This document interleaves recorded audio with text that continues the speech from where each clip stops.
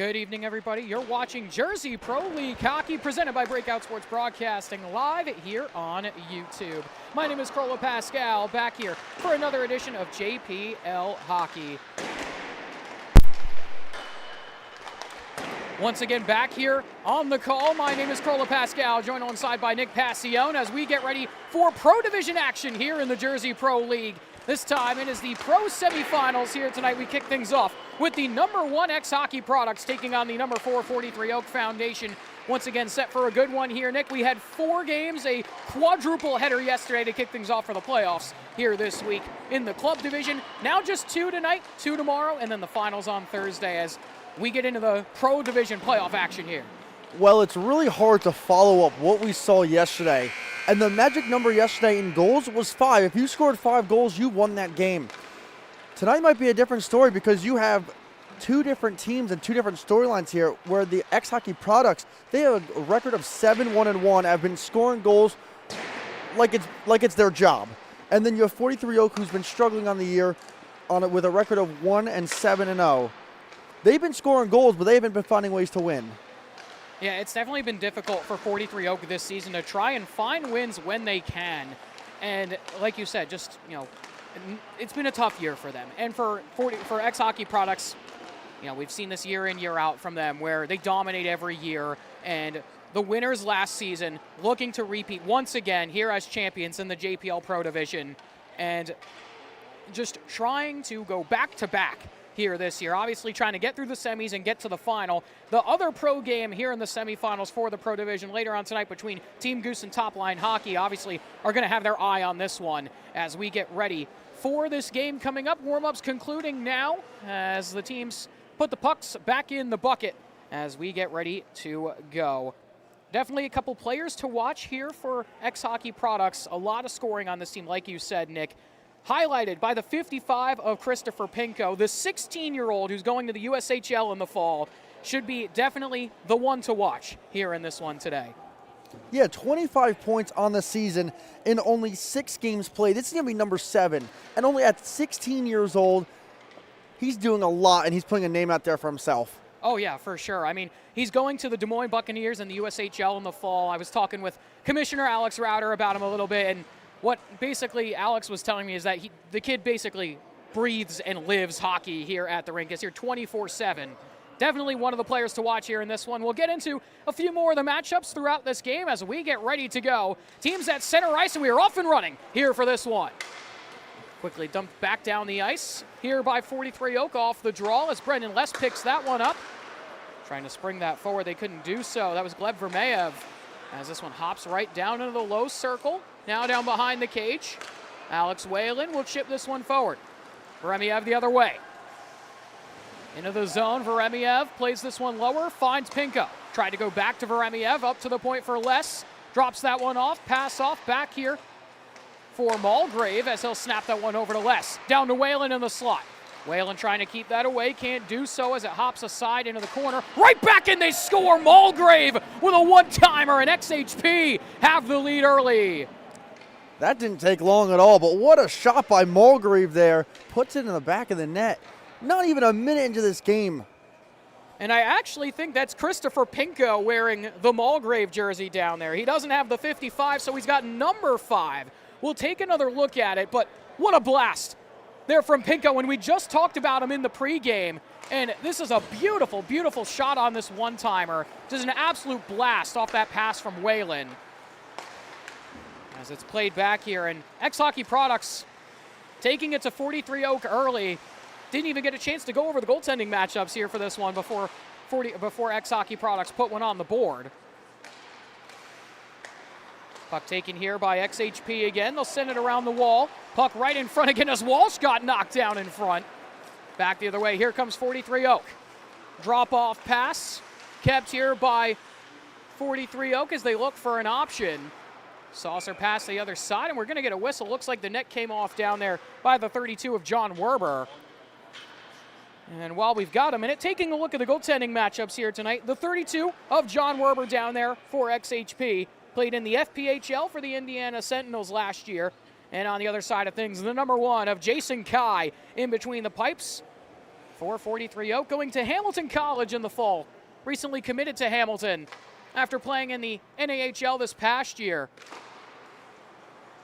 with the New Hampshire Mountain Kings. Got to see a little bit of him in the Null last season as this one hops down low. Kept here by Leotard, who will try and play it out but can't do so. Kept by 43 Oak for now here in the zone. Puck sent into the corner. Bouncing around. It's kept here by 43 Oak. They'll try and move it back. Leotard with it. Can't hold on to that. Kept here by 43 Oak again. Walking and trying to find an option down to the low circle. All back up to the point, trying to find an option here. Cycling down low, it's Ryan Luco who tries to center that one. Bouncing in front, that shot goes wide. Good look on it as it'll go back up to the point here.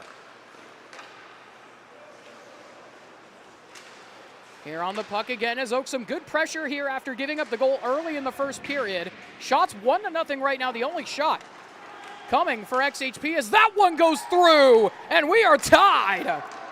First shot of the game for both teams ends up in the back of the cage. Yeah, one thing I was going to note earlier is that John Werber, he may be 6-0-0 as a record, but his save percentage isn't exactly there. It's a great shot by Ryan Luco.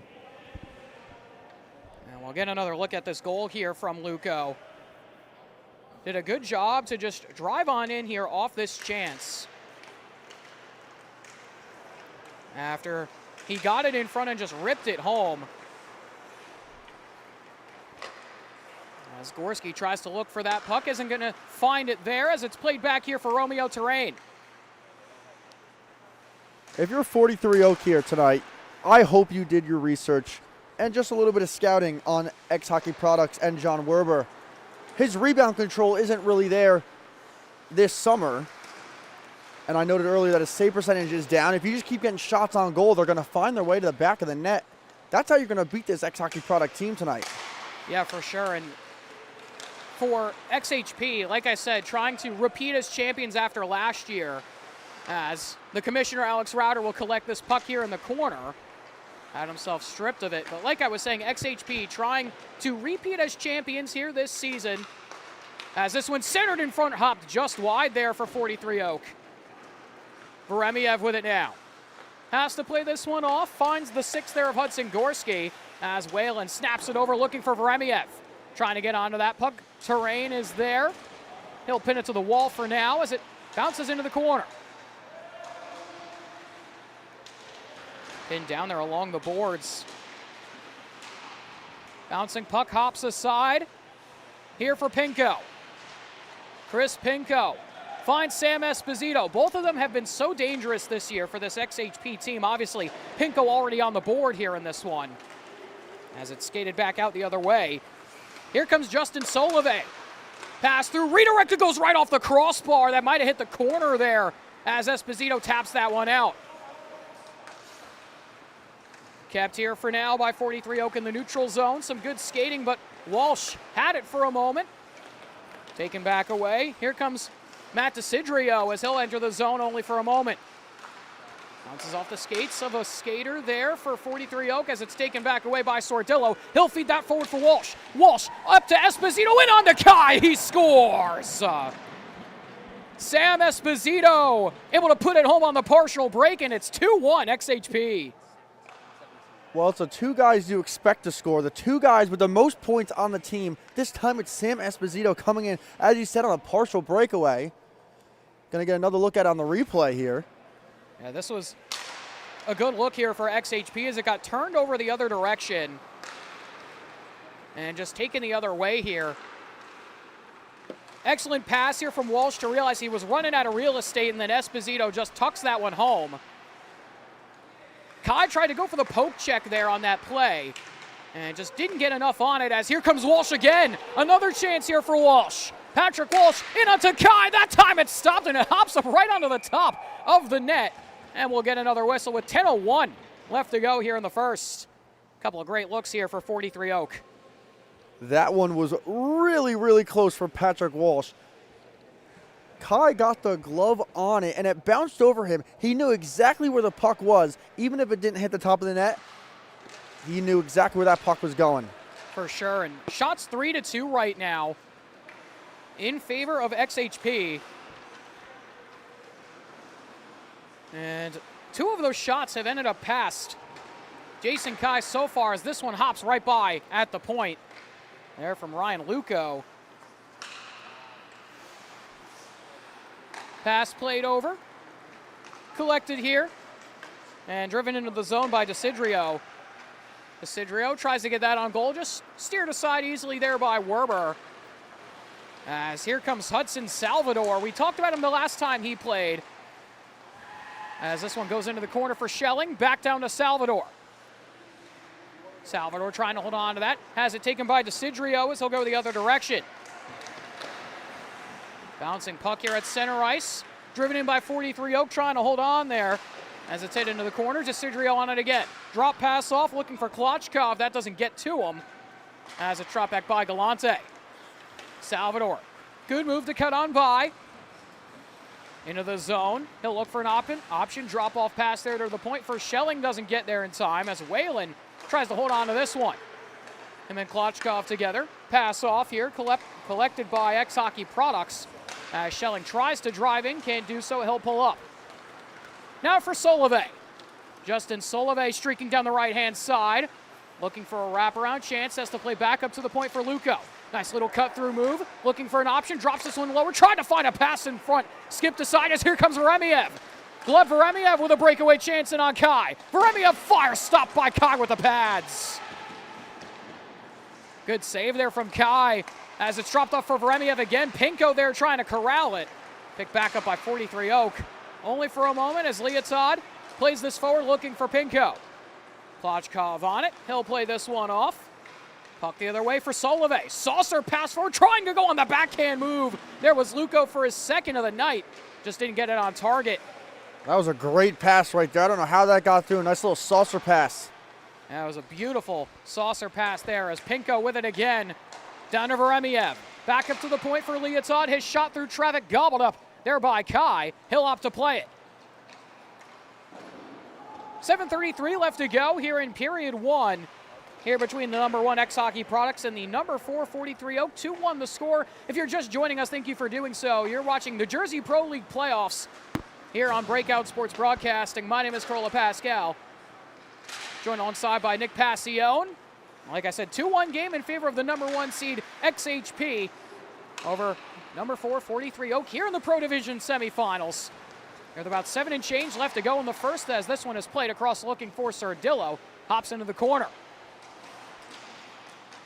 XHP trying to hold on. They'll find Sordillo again. Goes right back down low. Terrain is there to break it up that time, though. But bounces back away for Lassaro trying the center. No one home.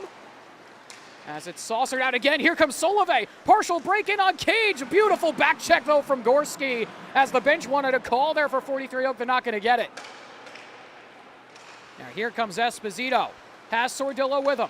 Drop-off pass. Back to Sordillo again. Looking in front for another chance for Walsh. That doesn't connect. Good look. Just didn't get it on target as Esposito trying to hold on. Esposito spins around from that push up against the wall. Fires one towards the cage. It's blocked in front. Walsh on it again. Sordillo in front. Router there just couldn't get the shot off in time as here comes Matt Desidrio the other way. Lays that pass off. Looking through on a Werber, he makes the pad save.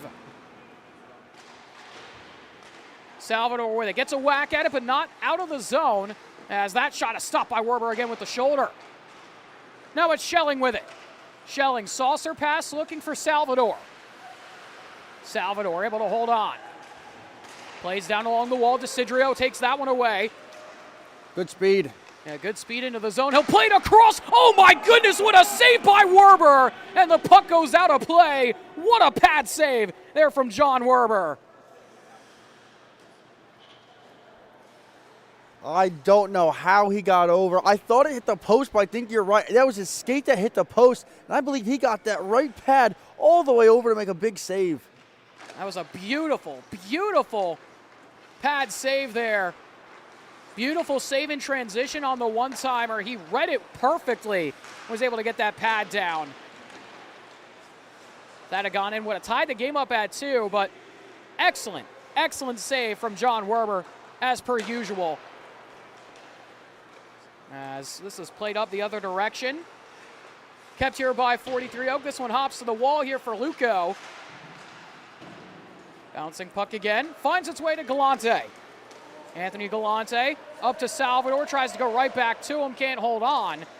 As it snapped back the other way. Here comes 43 Oak. Partial break in onto Werber. Able to make another pad save as Les got there to help out on the back check. Klochkov back to the point. Luco walking in lower. Has to play this one off to Klochkov again. He'll go up to the point. Hall tried to fire, couldn't get that one off as it hops into the wall. Brendan Les there to take that puck away. Les to Veremiev. Veremiev, drop-off pass. Konevich will lay this one back for Schelling. Schelling in front. Veremiev tried to go for the one-timer. Just didn't get it off as it's kept here once again by Konevich. Konevich to Veremiev. Tries to play a pass over, looking for Pinko. Pinko will cycle around for Whalen. Whalen looking to center. No one there. Pinko able to steal that one away with some good speed. Able to get a whack at it for a moment. Goes back down to Konevich. Back to Pinko. Pinko looking back across. They score! Tic-tac-toe for XHP, and it's Alex Whalen on the end of it, and it is 3-1 XHP. Beautiful play all around. You start with Pinko down on the near side on the red line. Couple passes, and you find it in the back of the net. We're going to take another look at the replay. This is a beautiful finish here from 43 Oak. Like you said, it started with Chris Pinko.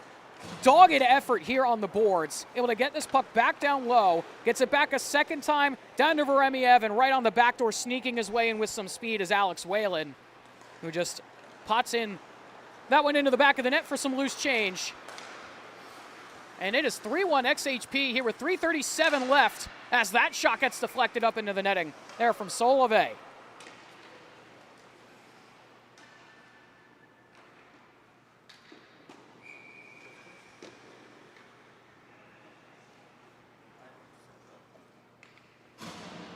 So face-off here to the right of John Werber. Shots 9-8 right now in favor of XHP. As this one bounces back. Terrain with it. Romeo Terrain tries to play one across, looking over to the opposite wall. As this is collected by Terrain again. Tries to put on the brakes and spin around. Looking in front for Solove, but Veremiev will come away with it. Has Whalen with him. Over to Veremiev. Veremiev to Pinko. Pass too hot to handle. Played into the wall. Veremiev trying to get onto this one. Didn't have the body positioning. Here comes 43 Oak. Oak into the zone. Looking to try and pull the trigger. Can't do so. Puck down low. Bouncing. Centering feed. Goes back to the point. Shot from the blue line. Blocked there by Leotard. Veremiev will come over to pick it up and skate it out. Here comes Veremiev. Through the legs dangle. Looking across. Tries to find Pinko and they score! I think that might have deflected off of a defenseman in front, and it's 4-1 XHP. I think you're right. I didn't know if it hit off a defenseman or Kai's stick. But either way, he finds the back of the net just like that. It's 4-1. And we'll get another look at this goal here. This all started with Veremiev picking up this puck here off this block shot. Cycled back down to pick it up and just drove it all the way down the ice himself.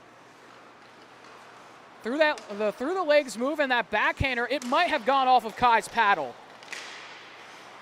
Might have took a funky bounce off of it. We saw a couple goals like that yesterday in the club division games.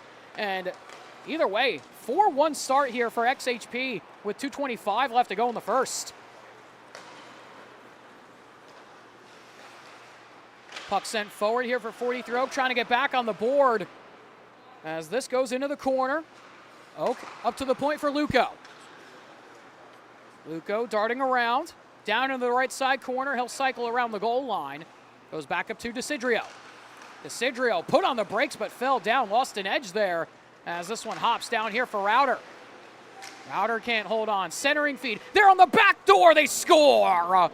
43 Oak not done yet as they get one back here with 1:51 left to go. Great offensive zone pressure by 43 Oak. And a great answer right after they come down from the other end after X Hockey Products scored the goal. As we get another look at this one here, was a really good finish. here on this backside off this pass. Hopped right down low, and they're able to put it home. And 43 Oak actually have the shot lead, 10-9, but are down by 2 still, as XHP have just had a large majority of the chances as Desidrio goes dancing through the defense there, just couldn't pull the trigger at the last second. Hop down low for Galante now.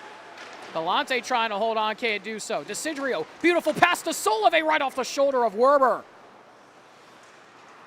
Up to the point now for Luco, he'll snap that one across. Into the circle, that shot goes wide of the cage.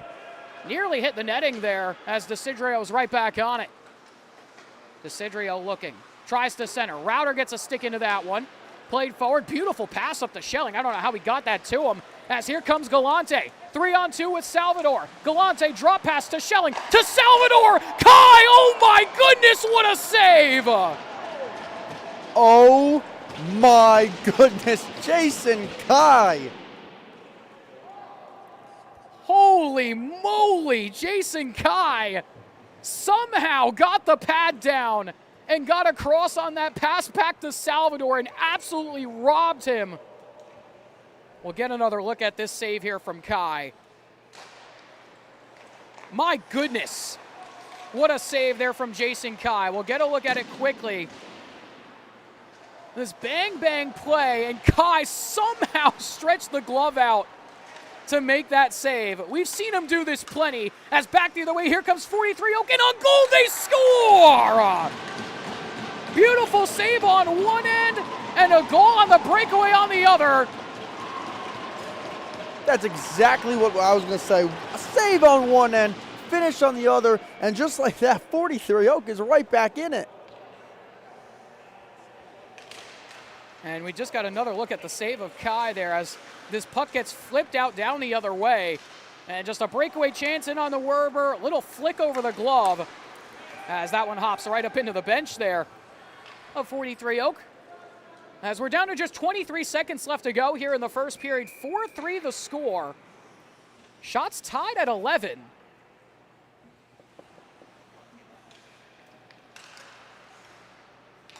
And what a first period it's been. I mean, we talked about the theatrics yesterday, and we're getting them again here in the Pro Division. I mean, I think we kind of expected this, Nick. Oh, this is exactly what you expect. Both of these teams, high-scoring teams, by the way. Yeah, certainly some high-scoring teams for sure. And we're seeing that here in the first as time. We'll just run out here at the end of the first period, and that will do it for the end of the first. So 4-3 the score in favor of X Hockey Products after the first period of action. Shots tied up at 11 apiece, but X Hockey Products with a 1-goal lead as we'll head to the first intermission. We're going to step aside, take a short break. When we come back, we'll have the second period of action for you. You're watching Jersey Pro League Hockey, presented by Breakout Sports Broadcasting, live here on YouTube. Don't go anywhere.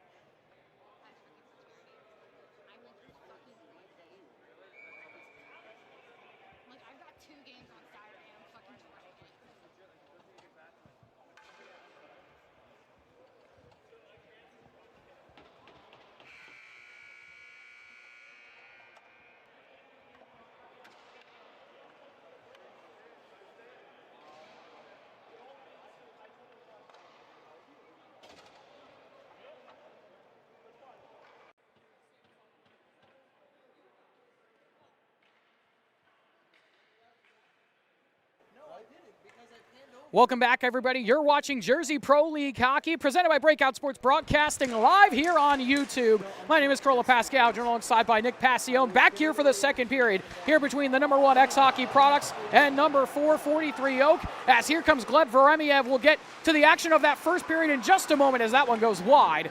Les snaps it across Veremiev again. That one trickles wide, high off the high glass and down the ice. Here comes 43 Oak, looking for another break in onto Werber. He makes a big pad save. Would have tied the game at 4. And now we've got a second here. 4-3 the score coming into period 2. Shots tied up at 12 as Pinko looks for Whalen in front. He scores! XHP back up by 2. This line has chemistry, and they have a lot of it. It's been like this all season. And a big goal for XHP coming right out of the break. 43 Oak had the momentum going in. That was a beautiful, beautiful goal there, and an excellent pass here from Pinko. As Pinko did a good job to just find Whalen, who was creeping to the backside there for that tap-in goal and blocker side that time on Kai. And 5-3 now the score. And almost the same time that they scored the opening goal of this game. As this one, Walsh bouncing there for him, trying to turn around and fire, just had to get away from him. As Sordillo looking to center, that one kicked away by Kai. Esposito there. Puck somehow bounced right into the crease, only for a moment. As it's centered forward, Solove looking for that stretch pass. It got away. Here comes Walsh now. Walsh drop pass for Esposito. He puts on the brakes, stops on a dime, looking for a shot. That one gloved up by Kai, and we'll get another stoppage here with 13:41 left to go in the middle frame. Well, you noted the quick goal. They had one in the first period, and then they just had one here early in the second period. That's what XHP does all year. You get off to a fast start, credit to them. They have a bunch of guys on their team that could finish and find the back of the net. They certainly do, as Lasoro will play this one off to Leotard. His shot blocked away in front, thereby the defense for 43 Oak. And 43 Oak without a bunch of their top guys here in this one today. As this is played off, looking for the back door somehow. That went wide. Not sure how that missed, as here comes Leotard 2-on-1 with Salvador 3-on-1. Has Schelling with him as well. Schelling to Salvador, back to Leotard, he scores! Greg Leotard puts that one home, and it's 6-3 XHP. Well, kind of like a big save on one end, goal on the other. Unfortunate break on one end and a goal on the other. XHP, 2 quick goals here in the second period. Yeah, definitely 2 fast ones to make this a 6-3 game. Have started out the second period red hot. And Leotard from Butler, New Jersey, able to put that one home. Played for Connecticut College in the NCAA Division III. As Desidrio will track back down in his own end, trying to skate this himself.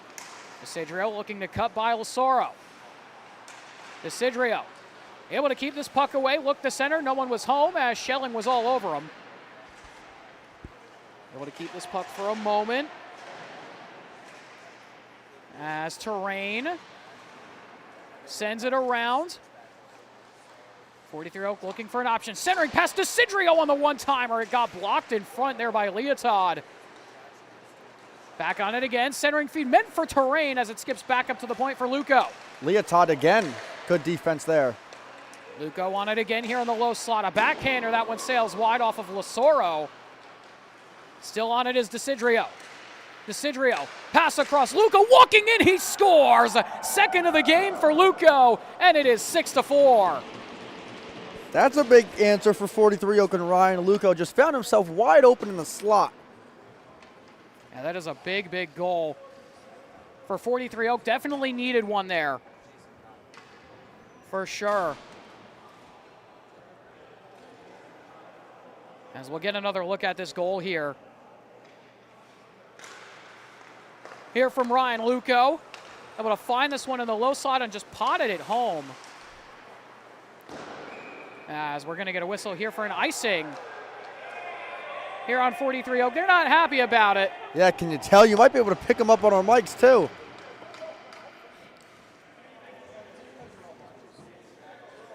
A little bit of chirping going on between the benches. I mean, kind of customary. Everyone knows each other. Everyone's all friends, for the most part.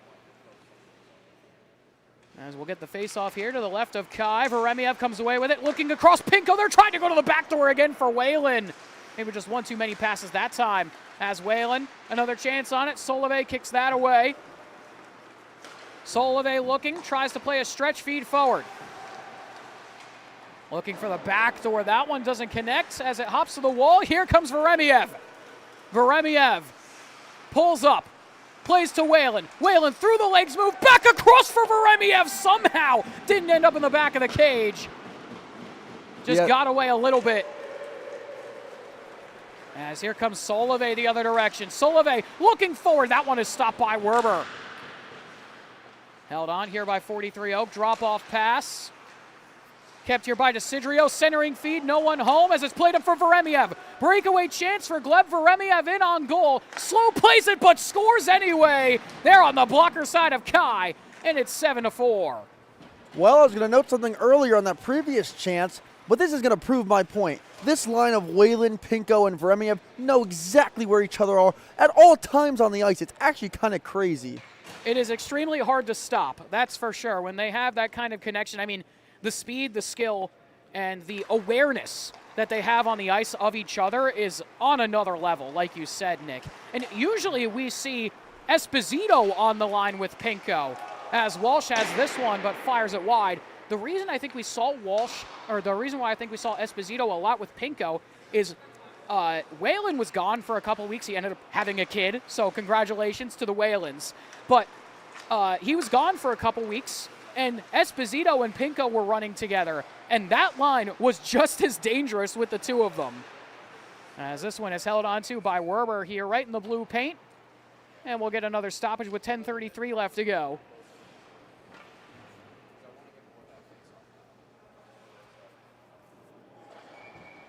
So face off here to the right of John Werber.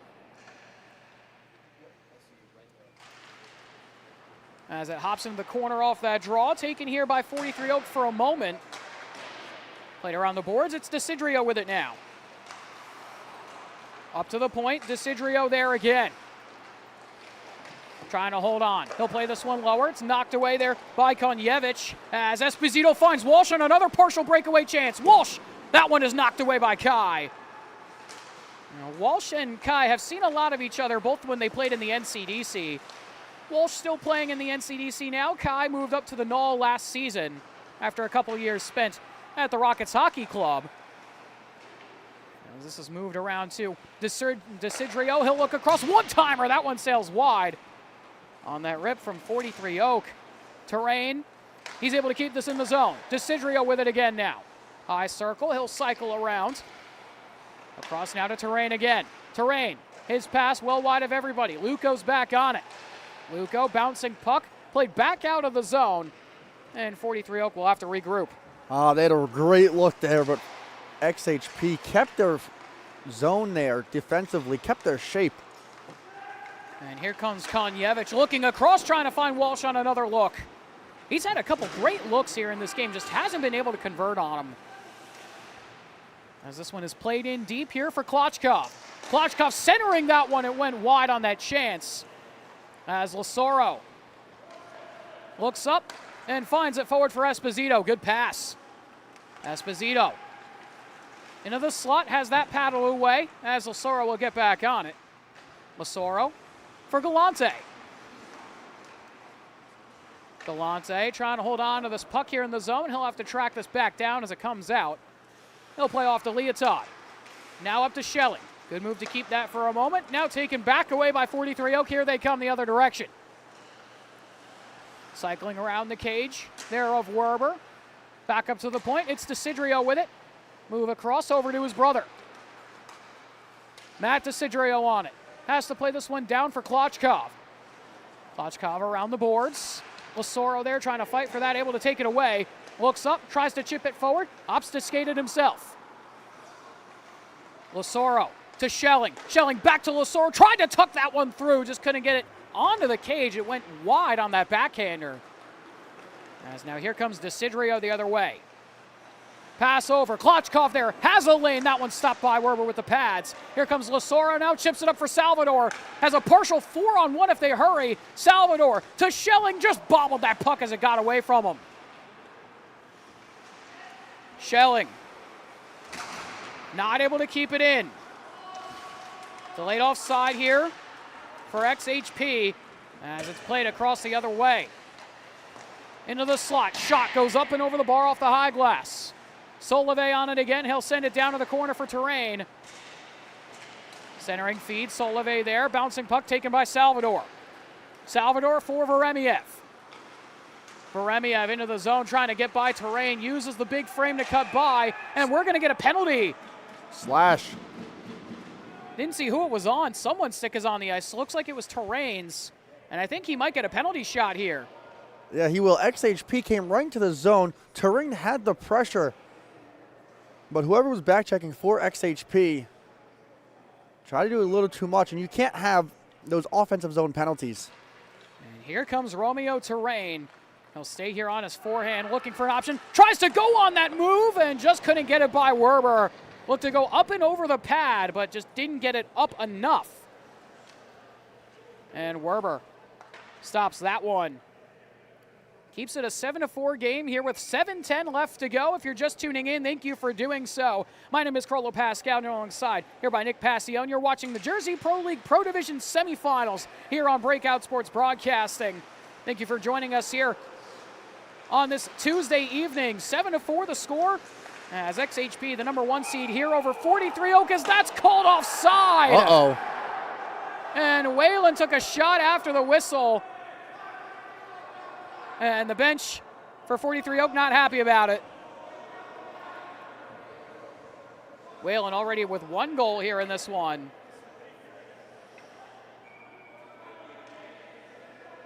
As Whalen, before that draw, signaled to the ear, saying, let me hear it, let me hear it. As it's taken here by Solove the other way. As we'll get another delayed offside here on 43 Oak with 6:49 left to go. Like I was saying, a 7-4 game here in favor of XHP, the #1 seed here over the #4 43 Oak. Shots 20-18 in favor of X Hockey Products. As Pinko had that knocked away. Bounces back here to Router. Router to Pinko. Bouncing puck here for Router, trying to find an option. He'll send this one up for Whalen. Whalen looking. Trying to center. Router there, bouncing puck for him. It got away as Solove sends it around the boards. Solove, big burst of speed down the ice. Still on the puck. His shot. That one goes wide. Veremiev with it now. Has Router with him. Veremiev across Router there. Got tied up on the back check. Was looking for a call. As this puck kept here by 43 Oak for a moment. As it hops out. 2-on-1 now. Here comes 43 Oak. Pass across Solove there. Stopped away by Werber. Rebound chance. Hops back here for 43 Oak. Looking to center that slot feed. Hops across. Finds its way over now to Hudson Gorski as he'll drop off for Pinko. Pinko to Gorski. Bobbled that puck. Gets it right back. Finds Veremiev. Veremiev to Konjevich. Cuts by one. Gets by another. Walking in on the Kai. He'll make a paddle save. Kai didn't know where that rebound went afterwards. He looked to his left, but that puck went to the right. Less on it again. Brendan Less, his pass doesn't get out of the zone. He'll get right back on it, though. Fortunate bounce for XHP. He'll play it across for Konjevich. Konjevich looking for Less. Less down below the goal line. The D-man will cycle it around here for Patrick Walsh. Finds Esposito. His shot kicked away by the paddle there of Kai. Kai bailed him out right there. There was nobody within a couple of feet of Esposito. And he was all alone right there in the slot as Less has to regroup here. Konjevich tries to play it across. It's taken back away by 43 Oak. Oak the other way. Centering feed. That one trickles wide of everybody. As it'll go back up here to the point. Kept in and spun around down to the corner for a moment. Kept here by Oak again. Centering pass broken up by Less. As this one hops back up to the point for Desidrio. Desidrio looking over to the back door, just can't corral that puck. Bouncing puck again. Here comes Esposito. Has some room in front of him. Plays it a little slow. Waits for some help here as he creeps his way in. Esposito, shifty set of hands. Tried to get that shot off, just bounced away. As that one got lofted up and over there by Walsh looking for Sordillo. Try to do a little Trevor Zegras. Yeah, a little Pavel Datsuk as well. Now, I went old school. You went new school with that. Well, did you? I don't know if you noticed. It also that happened yesterday in one of the games as well. Yeah, I saw that. As Esposito tries to power move his way through, got paddled away there by the defense. When you're in the playoffs, you got to go with anything you got in your basket. I might as well try it. Had nowhere else to go as this is taken back by 43 Oak again. Puck into the boards. 3:30 left to go here on the clock in the second period. Also make sure to stay tuned for our next game of the evening, our second game here for the Pro Division semifinals as the Team Goose Foundation takes on TopLine Hockey. As this one played lower for Galante. And if XHP holds on to this lead, they'll have to wait and see who they're going to play in the final. Still got a whole period and 3 minutes left to go here in this one. But like I said, make sure to stay tuned for that one, set for a 8:45 start time. Hopefully we'll be on time today as this one goes back up to Leotard. Has a bunch of room. He fires, paddled away there by Kai. Rebound save there yet again as that one sails way wide and out of the zone. Salvador on the back check, hounded by Solove. He chips that one up. Knocked down there by Lesoro, and that's going to be called for a high stick. Past couple of minutes, we've seen a lot of big saves, especially on the right end of the ice in Jason Kai. Yeah, he's had to come up big here to making this from any more than a 3-goal game. Shots are 26-18. XHP starting to take it to 43 Oak in that category, already up by 3 goals. Trying to just keep their foot on the gas here throughout this game and try and get back to the Pro Division Finals yet again. And going back to last year, Sam Esposito, the playoff MVP, as that backhander stopped by Kai. Lesoro with it, can't hold on to that. That puck is knocked away. Galante trying to get to that terrain, chips that forward as Lesoro goes back to Leotard. Leotard right into the bench there of 43 Oak. Tried to go off the boards, but hit off the high glass. Yeah, that puck came up on edge. It was rolling before he got a stick on it.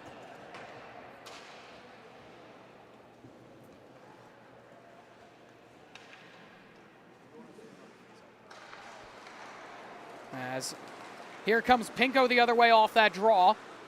Pinko, drop-off feed, Veremiev there. Veremiev pulls up and fires. Rebound chance was right on the blue paint. Veremiev trying to take that puck back, but it hops back to the blue line. Router with a beautiful keep, but it's gloved down by Klochkov. Here comes the 54 of Klochkov, wheeling and dealing past Router and on goal. Somehow Werber got the save there with the shoulder. Just absolutely walked the commissioner there as Werber will cover that up for the stoppage. Yeah, that was absolutely a beautiful move, but an even better save there by Werber. 43 Oak trying to do anything they can to try to climb themselves back in. They have the goaltending down right now. They just got to find the back of the net a couple more times. Puck taken here by 43 Oak. Pass across, one-timer for Solove. Stopped by the blocker there of Werber. Big time save again as Klochkov looks for Solove a second time. That time he gets it past and scores. And it is 7-5. Well, there's your goal right there. I don't know how that puck got through. You had 2 XHP defenders standing right there. None of them got the stick on it. And 43 Oak able to find the back of the net. And it's a 2-goal game just like that. And Solove, like you said, Nick, somehow found a way to squeak through both defenders there. The big body of Justin Solove somehow able to creep through.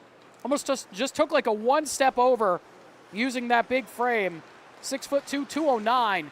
Able to cut on by as here comes Pinko. His shot goes wide.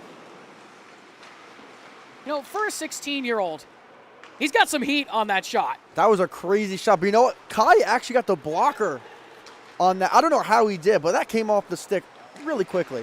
As that one is stopped there by Werber. And we'll get another whistle here with 38 seconds left to go. I mean, we saw the power that Pinko has on the first goal of the game off that one-timer. As we get a great look here at John Werber. Here with 38 seconds left to go here in period 2. Face-off 1. There by XHP, able to get it forward. It's Walsh who will chip it down the ice. Nick DeCidrio will send it across up for Klochkov.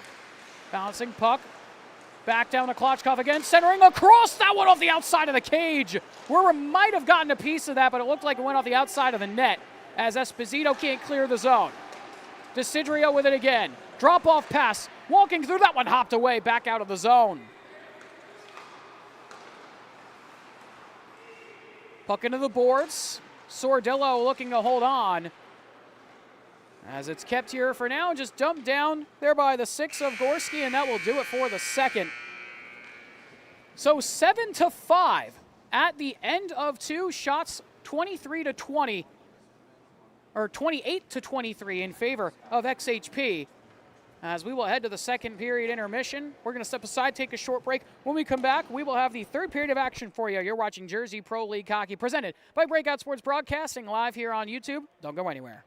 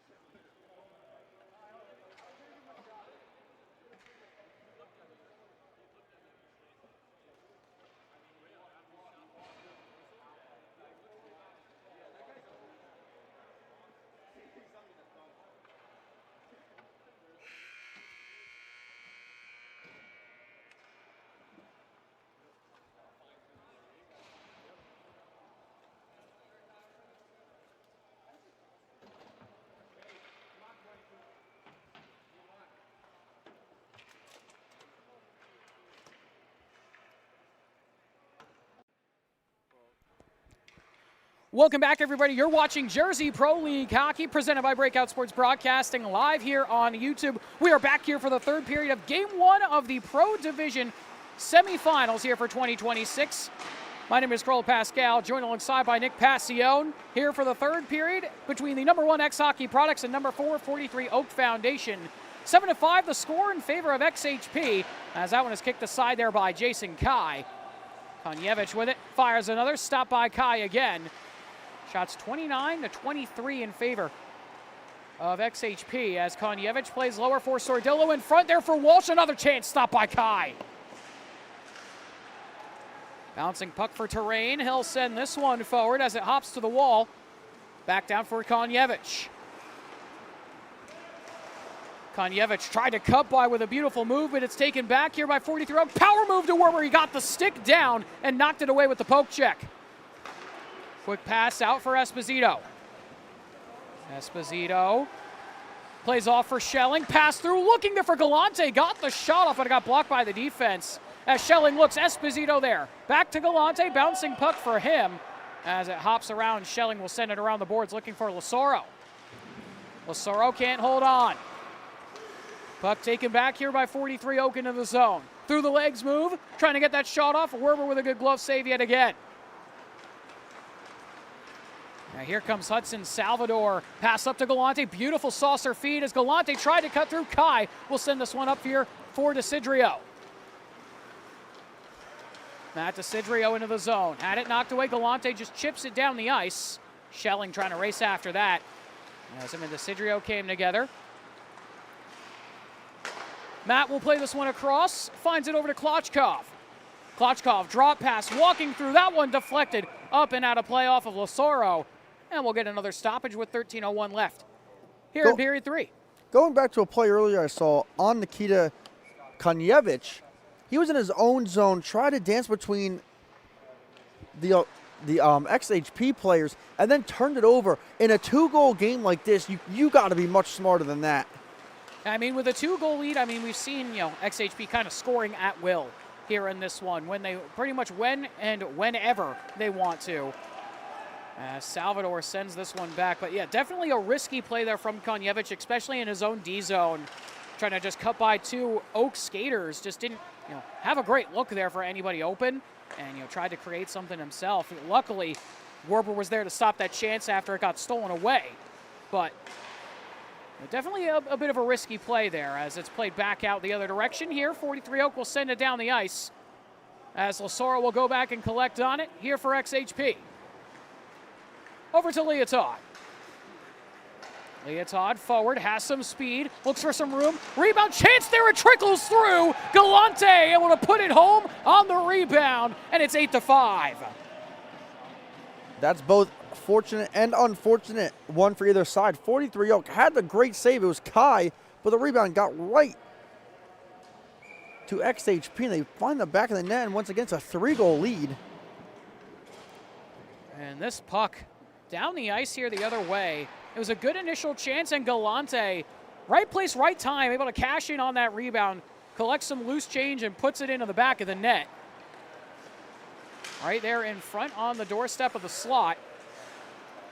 And 8-5 the score, and XHP doing what they do best on the scoring department. Scoring in bunches. Yet again, another early first period goal for XHP. This one a little bit later than period 1 and 2. As walking in, they score. Luco with the hat trick. What a move to cut by, and we're back to a 2-goal game. Ryan Luco is a savior tonight for 43 Oak Foundation, along with Jason Kai. But Luco with his 3rd of the game, it's a 2-goal game again. That's a great response after XHP found the back of the net a little bit earlier. As we get another look at it here, as Luco got this pass right at the top of the slot. Beautiful move to cut by one and just put it on that blocker side of Werber, who was able to nail that one home and put it into the back of the net. Back to a 2-goal game here with 11:20 left to go. As Pinko had that one get away from him. We'll get right back to it, though, over on that far side. Beautiful play to get that over to Router. Somehow got it through. As here comes Werber turning on the Jets. Or Whalen, I should say, rather, turning on the Jets. As Luco takes this one away. Luco trying to slice and dice again. Here he'll get into the zone. Pass played off looking. Solove, a one-timer blocked by Gorski. Pass up now for Whalen. Whalen and Veremiev as XHP are in the midst of a change. Veremiev looking. Tries to go to the point here, finds Brendan Les. Now to Konjevich. Konjevich to Whalen. Back up to Les. Les to Konjevich. Looking for a lane to try and fire. Centering feed for Sardillo that hops away. Whalen on it again. Down for Gleb Veremiev. Looking for Konjevich, centering feed. Sordillo got a stick onto that, but it got knocked away by Kai as Whalen gets on it a second time here in the corner. The 8's down there coming together with him and Terrain as it's flipped up forward to Sidrio. Sidrio trying to get by Les. Had it knocked away as here comes Konjevich. He'll find Sordillo. Sordillo for Esposito. Esposito centering feed. Konjevich trying to pull the trigger, can't do it. Numbers here. And numbers back the other way. Here comes 43 Oak, gets Desidrio with it. Saucer feed across, just too much on it. Puck up to the point, out of the zone. And resetting is Nick Desidrio. They'll have to drop this one back.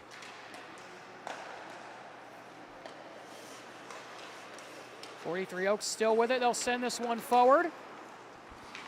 Desidrio had that knocked aside as it bounces back. Still stuck here in the neutral zone as Esposito trying to get a tap onto that one. Walsh tried to send forward for Esposito, but it's taken back away as it's floated forward here for 43 Oak. Oak into the zone. Fired in, they score! Snuck it past Werber, and we're down to a 1-goal game. Well, that was one of the things I noted at the start of the game. Werber lets up a lot of goals, but XHP has his back. They score a lot of goals. It's an 8-7 game right now. Yeah, definitely close once again. Like you said, down to a 1-goal game.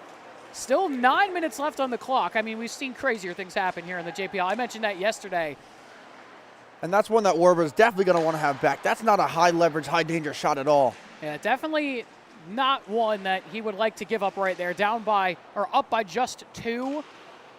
Makes it now a 1-goal game, puts you a little bit on your heels a little bit wary of what 43 Oak can bring at you. Have to try and respond quickly here with some good shifts and some more offensive pressure. As Schelling gets taken down, no call. The bench wanted one there for XHP. They're not going to get it as Lasoro We'll try and cycle this back here for Leotard. Leotard tied up. He'll kick it around for Lassoro. Will Lassoro has that stolen away. Werber with a big-time save. That's a huge save from him as Terrain, a long-range bomb. That one goes wide. Galante with it now. Galante the other direction. Has the most recent goal for XHP. Centering pass up here to Router. The commissioner walking in. He scores! Top shelf for Alex Router. And it's back to a 2-goal game. Of course, Router had to score. The commissioner of the league. Playoff goals. Back to a 2-goal lead for XHP. This one, what a great game it's been, and what a great finish it's about to be. Yeah, I know that one felt good there for Router. Coming off of a meniscus tear in his normal season over in Japan. Coming here to play back in the JPL. Only got back to playing actual games in week 6. So only a couple games getting back in the groove, finds the net yet again. And it makes it 9-7 here with 7:30 left to go. If you're just tuning in, you picked a great time. Thank you for joining us here on Breakout Sports Broadcasting. My name is Corolla Pascal, joined alongside by Nick Passione. You're watching the Jersey Pro League Pro Division semifinals here for Game 1 of the semis. Here between number 1 X Hockey Products and number 4 43 Oak. 9-7 the score in favor of XHP. As here comes Justin Solove down the wall. Saved there by John Werber. Shots 32-26 in favor of XHP. As it's collected here by Alex Router. He'll look up and find Pinko. Now it's Veremiev. Veremiev. He fires. Kai with the initial stop. Rebound there for Whalen. Turning shot. Did that sneak through? No signal from the referees. They're celebrating. Puck is in the back of the net. And it looks like it is going to be a goal there for Alex Whalen. So Alex Whalen with another as that puck snuck through Kai. 5-hole there as he was turning back towards the cage. It slid right through him. Wow, Kai bent over. Absolutely would love to have that one back, but that's the same thing as what happened with John Werber. So it kind of evens out. Back to a 2-goal game. Now back. Should actually be a 3-goal game. 3-goal game. Yeah, should be 10-7 as they were celebrating. We'll have to see if they are going to put it up on the board here. They have not put it up just yet, up on the scoreboard. They did celebrate, and they initially said the goal. Now it goes up there on the big board. 10-7, the score here between XHP and 43 Oak. And if you're ever going to get one for XHP, you need a dirty goal here in the playoffs. You got one right there. Got to go to the dirty areas, and, it's not a deflection. It's not something like that where you're, bunched up right in front with a bunch of screens, but you get a little bit of puck luck. And they've had a couple of those tonight with a bunch of puck luck here for XHP, as Konjevich will try and hold on to this in the corner. Konjevich with it again. He'll find this one over to Les. As it's sent up here, Les will drop it off for Esposito. Down to Les again, a backhander towards the cage, bouncing puck. Kai knocks that one away. As it's saucered down the ice, beautiful stretch feed, but it hops away as Werber's going to have to play it aside. Wow, that's so unfortunate for 43 Oak. As here comes Konjevich, his shot wired wide of the cage. That one had some heat on it. As here comes Esposito.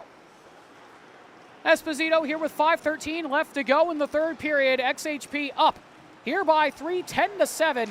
And what a start it's been here to kick off the JPL Pro Division playoffs here for the semifinals, Nick. Yeah, this has been great. And if you look back to the regular season, XHP has a 2-1 series lead over them. And each game, a lot of goals have been scored, and it's always been close as well. We're going to get another one right here. Under 5 minutes to go. It's a 3-goal game. Yeah, it's been a great one so far. Salvador Tornson fires, but it's stopped by Kai. As Schelling will go back up to Salvador. Pass across for Lassoro. Lassoro, Schelling, shot through looking for the deflection for Galante. That doesn't get on target. He had the wide open net. That one just hopped over his stick. That happened to him earlier in the period, too. Now to Sidrio trying to cut on through. Rebound chance was there off of Werber. Rebound went way wide of the cage. Odd angle there as Desidrio cuts on by one. Looks through a center, and that one goes up and over, deflected, and into the netting. Down to 4:12 left to go here in period number 3. And also, like I was saying before, don't forget to join us and stay with us for our second game of the Pro Division semifinals coming up at about 8:45 or so, as TopLine Hockey takes on the Team Goose Foundation. Team Goose the 3, TopLine the 2 here in the Pro Division this season. As Schelling sends forward, Galante down low looking for Salvador, but the net came off its moorings. Great look there for XHP yet again, but the net comes off down behind Kai as he tried to slide across. That changes everything right there, Carollo. If you score that, you're up by 4 with under 4 minutes to go. That might seal the deal, but 43 Oak hanging on by a thread, trying to climb their way back into this game. Yeah, that was a great opportunity there. Just didn't get it on target as that one is lofted up and out and into the stands. Good thing there's no delay game penalties. Yeah, that's for sure.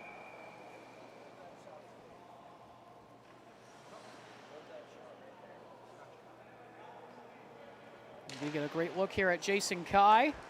Quickly there before the draw as this one deflected in front. Schelling was there for a moment trying to corral that puck, but it hops down to Luco.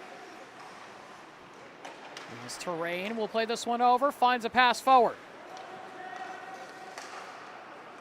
Tip down into the corner here with 3:30 left to go in this third period. Puck to the wall, lofted out by Schelling. Down the ice it goes, and this is going to be an icing here on X Hockey Products. Well, for 43 Oak, you're going to need one, I would say, within the next no more than a minute, I would say. Well, you basically need one every minute at this point to try and tie this game up at 10. What a crazy line we have tonight. Yeah, that's for sure. Solove tries to hold on to this, tries to play a pass back to Terrain, gets by him, and out of the zone it comes. And I was teasing our game later on tonight for game number 2 of the Pro Division semifinals. We've got the Club Division semifinals tomorrow, as Gorski will hold on to that for a moment. Bouncing puck down low for Whalen. Solove comes away with it. Centering pass again. Hops up here for Pinko. We'll get this out of the zone. But like I was saying, we've got the Club Division semifinals here back on Breakout Sports Broadcasting tomorrow. The number 1 John and Matthew Goudreau Foundation takes on the number 4 Synergy Uniforms in game number 1 at 7:30. Then at 9 p.m., stay tuned for that late one as number 3 Capper Hockey Services takes on number 7 Mr. Lemonstick Wax. Had a big upset over number 2 Homegrown Hockey yesterday as Veremia tried to play that one across. As Solove can't hold on to that one, down the ice it goes. But like I was saying, make sure to stay tuned for the semifinal action tomorrow for the Club Division. And then on Thursday, both the Pro and Club Finals set for a 7:15 and 8:45 puck drop to crown the winners for both divisions. Here for the 2026 season, as that one stopped on the backdoor, Konjevich got the stick down to keep that from going into the back of the cage. Now Solove with it, his shot goes wide. Centering pass again, bouncing puck in front. Konjevich there able to corral it and come away with it. Beautiful pass looking for Sordillo. Did that get tipped? It did not, and we'll get an icing here with just under 90 seconds left here in the third. I'm a little surprised that Jason Kai stayed in his net. It's a 3-goal deficit, but your season's on the line right here. And now he's going to come off. And now Kai, like you said, Nick, is going to go to the bench for the extra skater. They still have a timeout in their back pocket, too. So if they score one quick goal here, use that timeout. Yeah, definitely might use it here. With 1:22 left to go in the third, extra skater on here for 43 Oak. Down to Desidrio, centering pass across looking. Another one tipped there by Werber, was way out of his cage. If the rebound hopped down any sooner, might have had a look there for 43 Oak, as that centering feed finds its way to him with 1:06 left to go.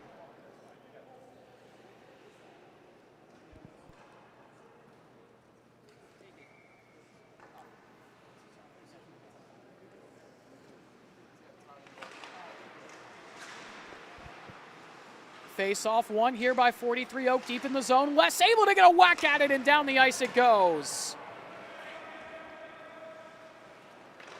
Back here for Desidrio with 53 seconds left to go here in this third period. As here comes Desidrio trying to work his way in, looking for at least one more here. Walking in, another chance. Werber with a big pad save. Start peppering shots on him. You got 38 seconds left. Desidrio with it again, trying to slice and dice back to the point. Kept here for a moment, down to Desidrio a second time. You really have no time for that. You just got to find a lane and let it rip. And Desidrio right back on it with 25 to go, trying to cut around. Can't do so. Esposito takes it away towards the empty cage. He put it wide, and that's going to be an icing here on XHP with 16.1 left to go on the clock.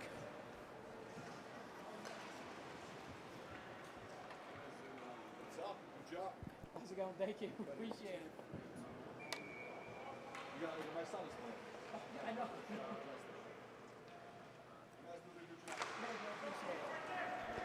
Time winding down on the clock here as this one drops on back and played around. And that will do things here for this one as Salvador puts it into the empty cage, makes it 11-7 as time will expire. 43 Oak did not like that at all.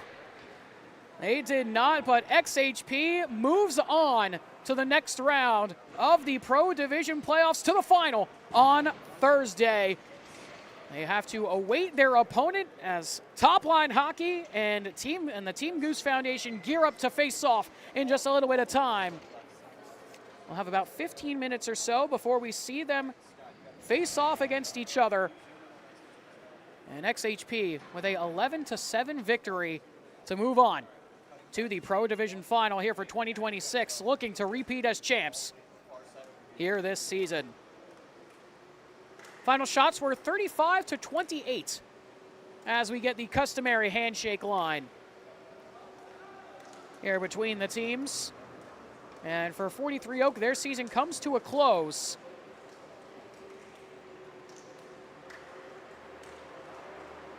And for XHP, the season continues to Thursday. Well, that will wrap things up here for this one. We will be back in just a little bit of time. Trey Wright will be joining us on the call once again. He'll be taking over play-by-play duties. I'll hop over onto color as we will be getting geared up in just a little bit for our second game of the semifinals when number 3 TopLine Hockey takes on, or number 2 TopLine Hockey takes on number 3, the Team Goose Foundation, in just a little bit. But for now, that will do things for us here for this one. Nick, thank you for joining me here on this one today.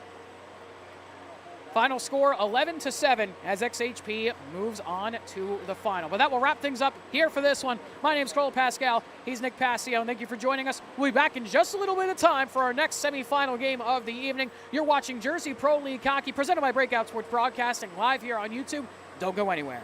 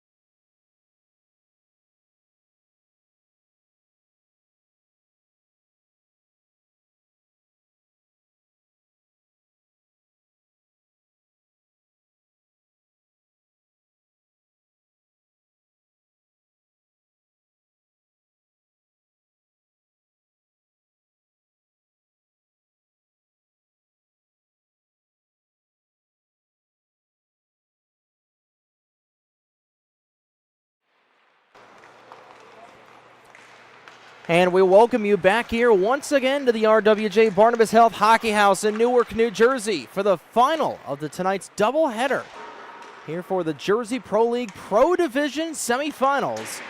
We'll see who is going to be taking on X-Hockey Products in the 2026 Jersey Pro League Finals on Thursday evening here at the RWJ Barnabas Health Hockey House. Tonight's game, second game between number 2 ranked TopLine Hockey and the number 3 team of Team Goose Foundation here on Breakout Sports Broadcast. We welcome you back into the booth here. My name is Trey Wright, joined alongside by Carolo Pascal for his second game in a row. And Carolo, we saw it a lot in yesterday's contest in the opening round for the club division, but these close matchups, these very close matchups to one another towards the middle of the pack are always feisty, and we saw a very feisty contest in game 1 tonight too. Yeah, we certainly did. It was a great game 1 between XHP and 43 Oak, ended in a 11-7 final for XHP. Went very back and forth throughout that game. And coming into this one, obviously, always the 2 and the 3 matchup, always a lot at stake. Obviously, here in the JPL, there's only 4 pro teams, so whoever wins this game goes to face XHP. But normally, even just a 2 versus 3 scenario, it's always intense. We see that all the time throughout sports, throughout the NHL, throughout all over, the sports world, where the 2v3 is always an intense battle, and I expect nothing else but that here in this one today. Especially between these 2 teams who were right down to the wire, taking a look at the 3 previous matchups that these teams had in the regular season. It was TopLine Hockey with the edge, winning 2-1 in the battle there between these 2 teams in the regular season, and TopLine Hockey certainly feeling pretty confident. We'll get a look at their brand new jerseys coming into tonight. Absolutely sick-looking tarps here for TopLine Hockey, and Team Goose wearing their good old-fashioned red jerseys with the white armpits and inner sleeves. And they've got quite a cast of characters on the ice here, of course. You got Liam McClinsky, 15 points on the season for the Charlotte Checker skater. Got guys like John Campominosi, Braden Heckel. Looking down the order here, Drew Fortescue, Michael Rubin, Greg Spitznagel. Guys you got to watch out for. And then on the other side for TopLine Hockey, Dante Rodriguez, the first one that really comes to mind. Same with Brian Lonergan, Nate Beinstock, Remy Parker, the captain. I was about to mention, you can't forget about the captain, Remy. Absolutely. As we get set here to figure out the other half of Thursday's final game here of the 2026 season for the Jersey Pro League Pro Division. We're in the penultimate game of the season so far, as we'll go ahead, get puck drop underway here in just a brief moment once Nate Clack will get the correct amount of pucks. And here we are at the face-off dot. We're underway, and it's a win once again for Team Goose Foundation. McClinsky trying to get it back over to the 10 of John Campominosi. This is wheeled back out the other direction here. Once again, Rodriguez trying to find some space and looking to dangle around the defense, turning around a shot and sending it up and in the cross on the rafters. There was the 13 of Connor Lean. And again, it's give and take. It's yin and yang once a team gets new jerseys, because they're new numbers for us to learn. And it'll be a little bit of adjustment period here in this opening period. 20 seconds gone in the first. Still neither goaltender has been tested quite yet, as Michael Rubin trying to backhand this one out of the defensive zone, trying to find the aforementioned Remy Parker. This will skid all the way back down. Taken here by Connor Lean once again, making Nate Beinstock wearing 19. Shot from about 25 feet out there, just over the blocker's side of Dan Moore. Coming back over with it, turning it over, looking for the stretch pass on the bank is TopLine Hockey. It's a potential 2-on-1 shot, once again over the blocker's side and out of play. We'll take a look at tonight's goaltending matchups, beginning with the aforementioned Dan Moore. 4-1 on the season for the Omaha, Nebraska, and playing for the home state team of the Princeton University Tigers, the lone NCAA M1 team here in the Great Garden State, posting a goals against average of just shy of 6 and exactly 86 save percentage. Tending the pipes on the other side. Not sure who it is, as we'll go ahead and get a whistle here. Wasn't sure who's going to be dressing. We didn't get confirmation who's going to be dressing for Team Goose Foundation. We know it is not Kyle Osgun. We'll get that confirmation once we get it here, but overall, trying to get the job done once again is TopLine Hockey. They did get their first shot on net here as a number 2 seed. And Trey, you mentioned it before about, a little bit of adjustment period for us with the jerseys. The white on white for the numbers with the stripes underneath, definitely an interesting choice, but the jerseys overall, like you said before, look fantastic out on the The ice. logo on the crest is It's one of beautiful. the best It's I've beautiful. ever seen. That's what happens when you don't use AI, ladies and gentlemen. Here comes Heckel on a partial breakaway, trying to get it back over to the 7 of Evan Brown.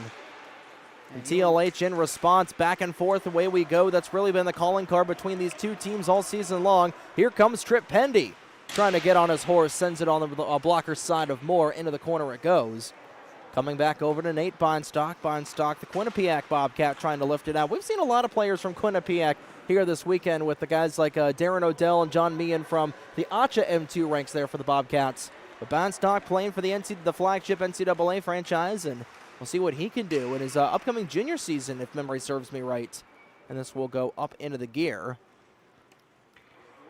Yeah, a lot of Quinnipiac players here. I mean, obviously, Quinnipiac, certainly a hockey school, as we've seen. Definitely both on the NCAA and ACHA levels as we get ready for another face-off here to the right here of the cage for Team Goose, and we'll get another quick stoppage. It looks like they want to try and play this one. They are going to play it. It's a bold strategy. That one gets lifted all the way down, does a one-hop off of the dasher. Poked back in. Coming back on it is Rubin, surveying around. Spitznagel trying to drive him a little bit of a lane. Taken back at the point, deflected high into the air, just out of the reach of Ryan Lahar. Make that a Luke Ross wearing 29, I should say. Back over to Dante Rodriguez. We know that's Rodriguez based on the St. Cloud Norseman gear he's been wearing all season long. Had a very dark blue gear as the stick gets pulled from somebody. Couldn't quite tell who it was. Here comes McClinsky on the other side, driving in on Moore, and a great poke check out of the Princeton goaltender to keep this game scoreless. And that was Rubin's stick who went flying. Somehow there was no call there, and we continue on. Ross's chance will get deflected in the opposite corner. Taking it back once again, here is Team Goose, and they've got a 3-on-1. Best chance of the game so far to get the game's opening goal. And stonewalling the defense once again there was Dan Moore. That was another great chance for Michael Rubin in close, getting a second shot on net of the evening. And looking at more stats throughout this year, like you said, his record before at 4-1, has a 5.8 GAA and an 860 save percentage. I mean, you know, the summer league, the guys relax a little bit. We talked about it yesterday. Myself and Nick talked about it on the call a little bit, how, you know, it's a summer league. Guys are just trying to keep their legs warm a little bit here sometimes, and, you know, aren't taking it as seriously as obviously their, you know, actual games, whether it's college or pro or something like that. You don't want to do anything where you're going to get yourself hurt. Exactly, exactly. And, you know, you look at the stats, you know, even though they're on elite prospects, and, you know, they don't always look great, but it's a summer league.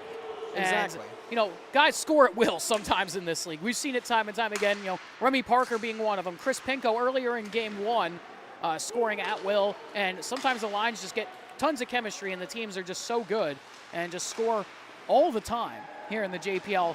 None yet so far here with just under 11 left to go. But Fortescue trying to change that to bring in the broadcaster's jinx in that one. We'll come back over. You know, speaking of Will Brown wearing 80 here for TopLine Hockey, trying to get things back over. Nearly a same-team situation there as wheeling it back out. It's Marco Zamovchak playing over for the Danbury Hat Tricks. Actually, no, it's Lucas who plays for the Danbury Hat Tricks. Marco plays for the Rockets Hockey Club. I haven't been able to keep that straight all season long, and I still haven't been able to in the final game that I'm calling here of the season as that one cranked over once again. This will be Steven Perez trying to keep it back in. Perez and Brown trying to give chase on the forecheck with 10:18 to go in period number 1. 2-1 the shot ratio in favor of Team Goose Foundation. And wheeling it back the other direction once again is Pendy. Pendy a shot, waffle board down, rebound, came back over and cleared out. That was Lucas Zamovchak with a beautiful tip to deflect it away. Baseball batting it away from the net front. Sticking it aside once more was Zamovchak. Trying to get it back once again, just trying to poke it out. Rather, that was Brian Lonergan, who's wearing 24. So Lonergan wearing the 24. You can tell by the bowling green, the brown bowling green state university shell that he's got on. Looking for the tic-tac-toe play once again. That was Fortescue and Rubin looking to connect. Fortescue will come back over with it on the other side. Trying to fight things off once more. Comes back over. Top of the area there for George Wiener. Rubin with another chance, and he's partially blocked. Sent back in once more, kept in by Ruben again. Ruben has been all over the ice, and that one nearly deflected in once more by Brown. A little bit of a knuckle puck there. That one hopped really weird right in front off that shot. Goldberg would have been both afraid of that and a fan of that. Cross the neutral ice there. Once again, that's Ryan Serlin coming over from the Philadelphia Rebels null team. Trying to dig after it once more. Once again is Lean. Lean has been another guy that's been all over the ice so far this evening. But it'll come back over to Greg Spitznagel, back over to McClinsky. McClinsky is trying to drive it out. It's quickly taken back here once again by TopLine. Ross on the near side. Bumped off, comes over to Serlin. Surveying there once again is TLH, and it's still a scoreless game between the number 2 seed and the number 3 seed here. This penultimate game of the season for the Jersey Pro League Pro Division. Spitznagel across, right into the gear of Dan Moore. That was Liam McClinsky trying to find some pay dirt there, and a nice up-close in-person save there once more. Yeah, that's a good glove save there from Moore on that beautiful pass there from TopLine into the zone. Big burst of speed driving in. And Moore with a good look there. Read it really well with the glove and was able to hold down the fort there off that chance. I mean, shots 3-2 right now in favor of TopLine. Team Goose trying to open the scoring here as they get another look here in the zone as that hops up and into the netting. That's Spitznagel who sends that one high into orbit. And we'll get another pause here just about approaching the midway point in period number 1. And it's actually going to be Jake Brown in net, if I'm not mistaken. I'm not sure if that's his gear. Is a great blocker save once again by Moore. Because we're looking at the TGF roster right now. I believe that might be Jake Brown. I don't know if that's his gear that he was wearing yesterday. But he has been playing in quite a few games, and he nearly got ran over by Rodriguez. They do have Kyle Osgun listed on the score sheet, but that is not his gear, so. Osgun has not really played a whole lot this season. It's really been just a combination of different goaltenders. Shot right in close, and Moore with another glove save. You know, it's been a combination. You know, we've seen George Cote and Jake Brown both take the reign here for Team Goose Foundation, and I wouldn't be surprised if it's Jake Brown. We'll get confirmation from Alex Router here in just a moment. 7:15 to go in period number 1. Tipping it back out once more with Serlin, make that Aiden Pasek. Pasek dropping it back, shot. Brown with a glove save. Rebound came right back over. Another chance in front. Rodriguez not able to find pay dirt. Back across with it is Ross. Ross in a 1-on-2 battle. Back over once again. Beinstock trying to drive through the defense. Can't do so. Back here once again here for Fortescue. Fortescue a pass all the way on the seam. Driving in. Pendy with a chance in and out of the glove of Moore once more. Pendy to Campominosi. Shot from 85 feet out. Steer to the right-hand side. Wiener on it. Back over. McClinsky loads the gun for Campominosi. It's still loose there for a brief moment. The low slot kept back in. And the Geese now really starting to buzz. Once again on it is Ty Aller. Shot. Once again, deflected, back over on it once again. Team Goose is trying to find a little bit of offense here. 6-3, the shot ratio in favor of the Team Goose Foundation with all the chances they've had on close. Rodriguez in a 2-on-3 right now, trying to steer around the other 10 of John Campominosi. We'll find Pasek on the other side. Pasek looking to backhand it. Turns it over once more. Ruben. Around the defense, can't quite keep the vulcanized rubber on the tape. And he gets bodied off the puck there by Rodriguez, who will give him a little bit of a whack afterwards. First time we've seen Remy Parker on the ice here tonight, and he'll try and play that forward 1 position as Ruben has got to make that Evan Brown wearing the 7. Back over for Burns. Burns with a drive and off the left pad once again of Moore. You mentioned Remy Parker there, Trey. I mean, the captain here for this TopLine team, 29 points in 9 games, 18 goals, 11 assists, as it's taken the other way here. On a breakaway chance, they shoot and score! Connor Lean, all alone, right down Broad Street, opens the scoring in Game 2. And just like that, TopLine Hockey, after pounding the offensive zone, is on the board first. And we'll get another look at this one here from Lean. I was just mentioning about Parker. as this one got played all the way down the ice here for Lean. It was actually Parker that played it to him, so add another assist to his totals this season, and Lean makes no mistake on that shot. Rips it home on that blocker's side, and a beautiful finish there from Lean to open the scoring. And here comes Lonergan looking for a nasty backhander, doesn't quite deliver on it. And now TopLine Hockey in pretty good shape right now. Burns trying to change that as the 2-7s try to connect, looking for a little bit of a heaven instead. It is not a great play as Lonergan right now just about tripping over himself in his skates. And it's picked off once again by Burns. Burns, great poke check there by Parker once more. He has been playing really multiple roles here, but Pendy will get it back, make it. Burns will get it back. Over to Rubin in short on Moore, and he's denied. Lonergan, great keep away from the other 7 of Evan Brown. And he'll dump it back over, trying to find things here for Fortescue. Back over once again, looking for a little bit of tic-tac-toe, but not quite the way to go. Spitznagel turns it around, fires it back in, and McClinsky will take it back. 4:10 to go in period number 1. Spitznagel make that Rubin on it once more. The Sacred Heart NCAA skater trying to find things here, but it's Lonergan who will quickly take it away from everybody. Sends it up the ice, looking for the bank across to Will Brown, and icing is not going to be called as Rubin will jump back on.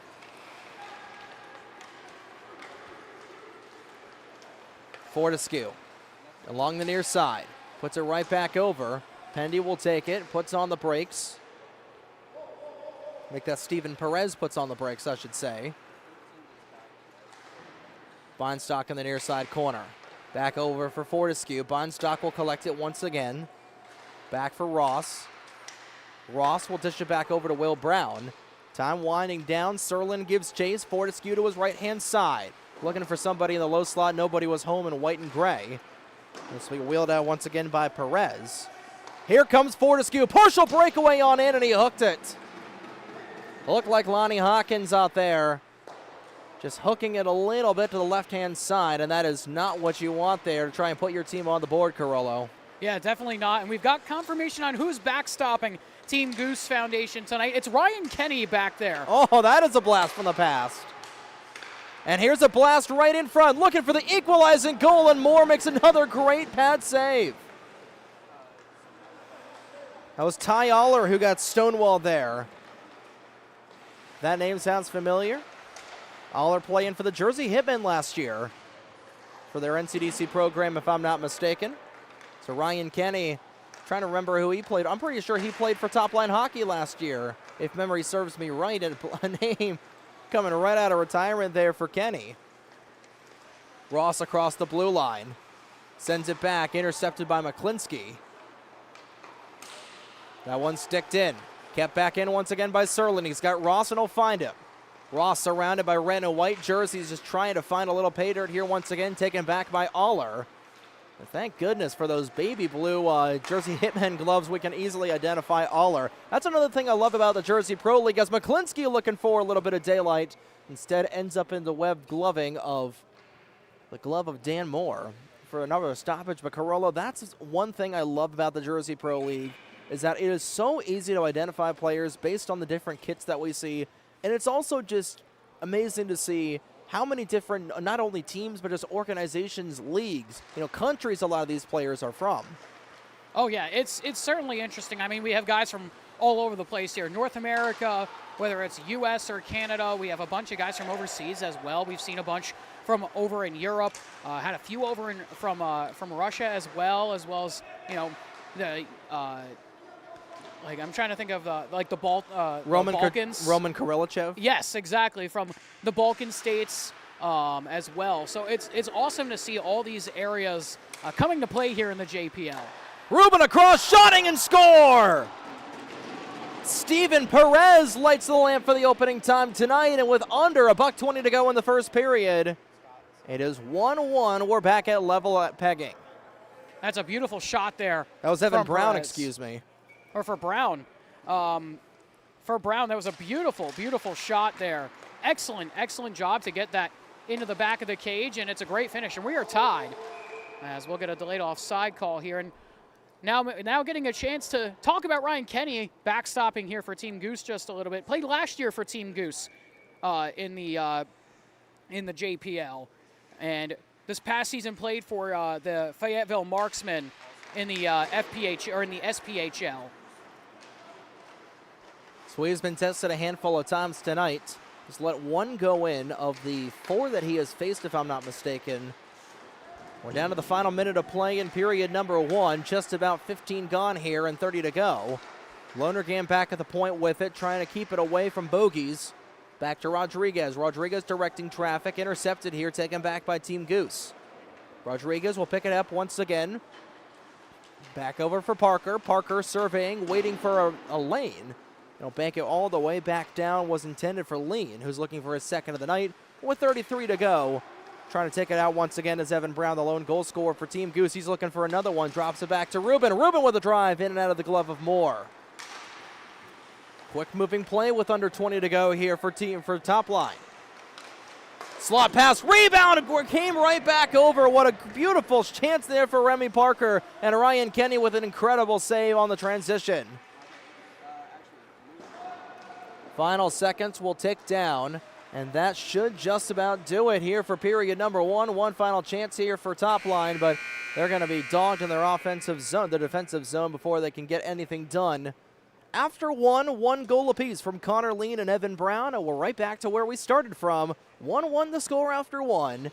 Here after an enthralling opening period of play in game number 2 of tonight's doubleheader for the semifinal round of the Jersey Pro League Pro Division. We'll be back here in just a jiffy for period number 2 here on Breakout Sports Broadcasting.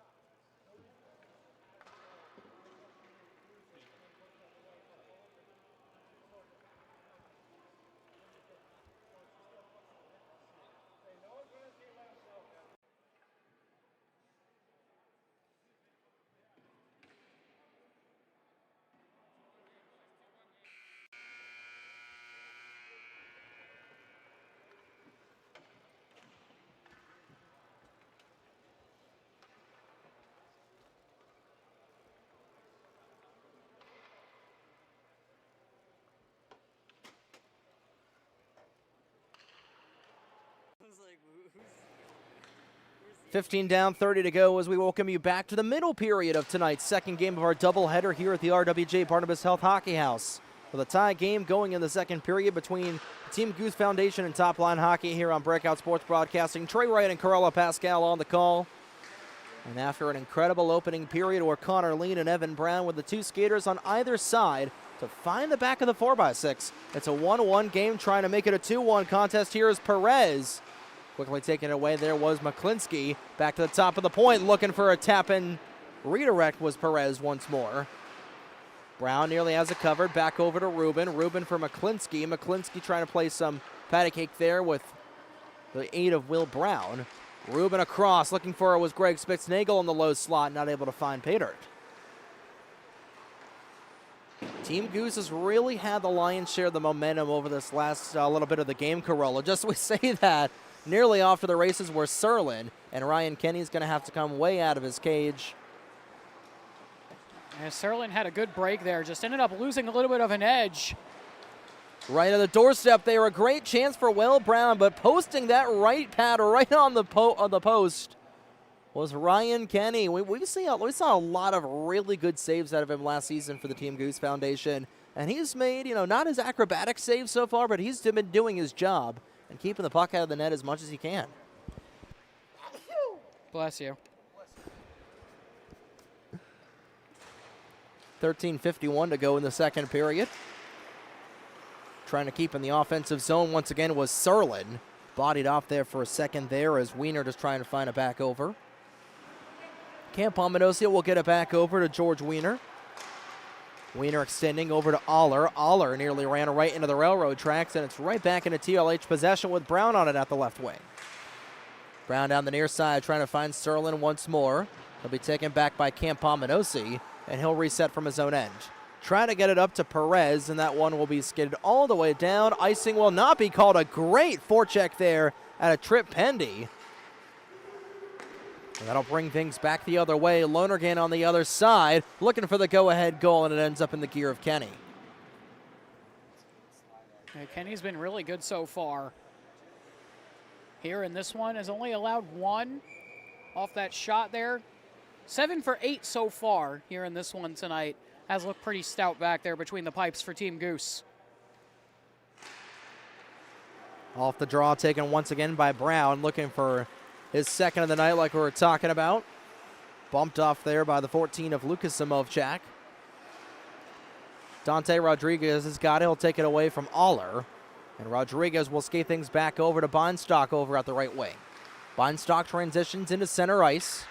Trying to get it back over, was looking for a little bit of open space there for Remy Parker. And it's a 3-on-1 the other way. Aller can't quite handle it. And it's quickly pickpocketed there, and taking it right back was Zamovchak. On the tape of Parker.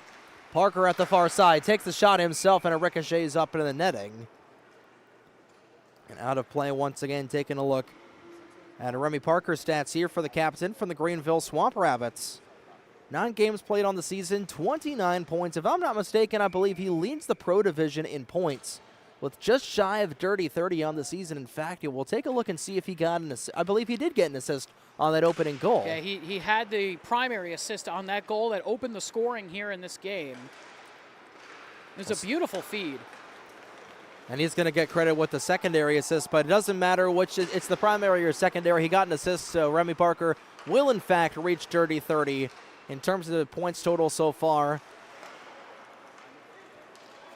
That one just skates over across on top of the stick of a lot of different people and taken back by Bonstock. Way off sides there was a TLH skater. Couldn't quite tell who that was. That was the 15 of Pasek.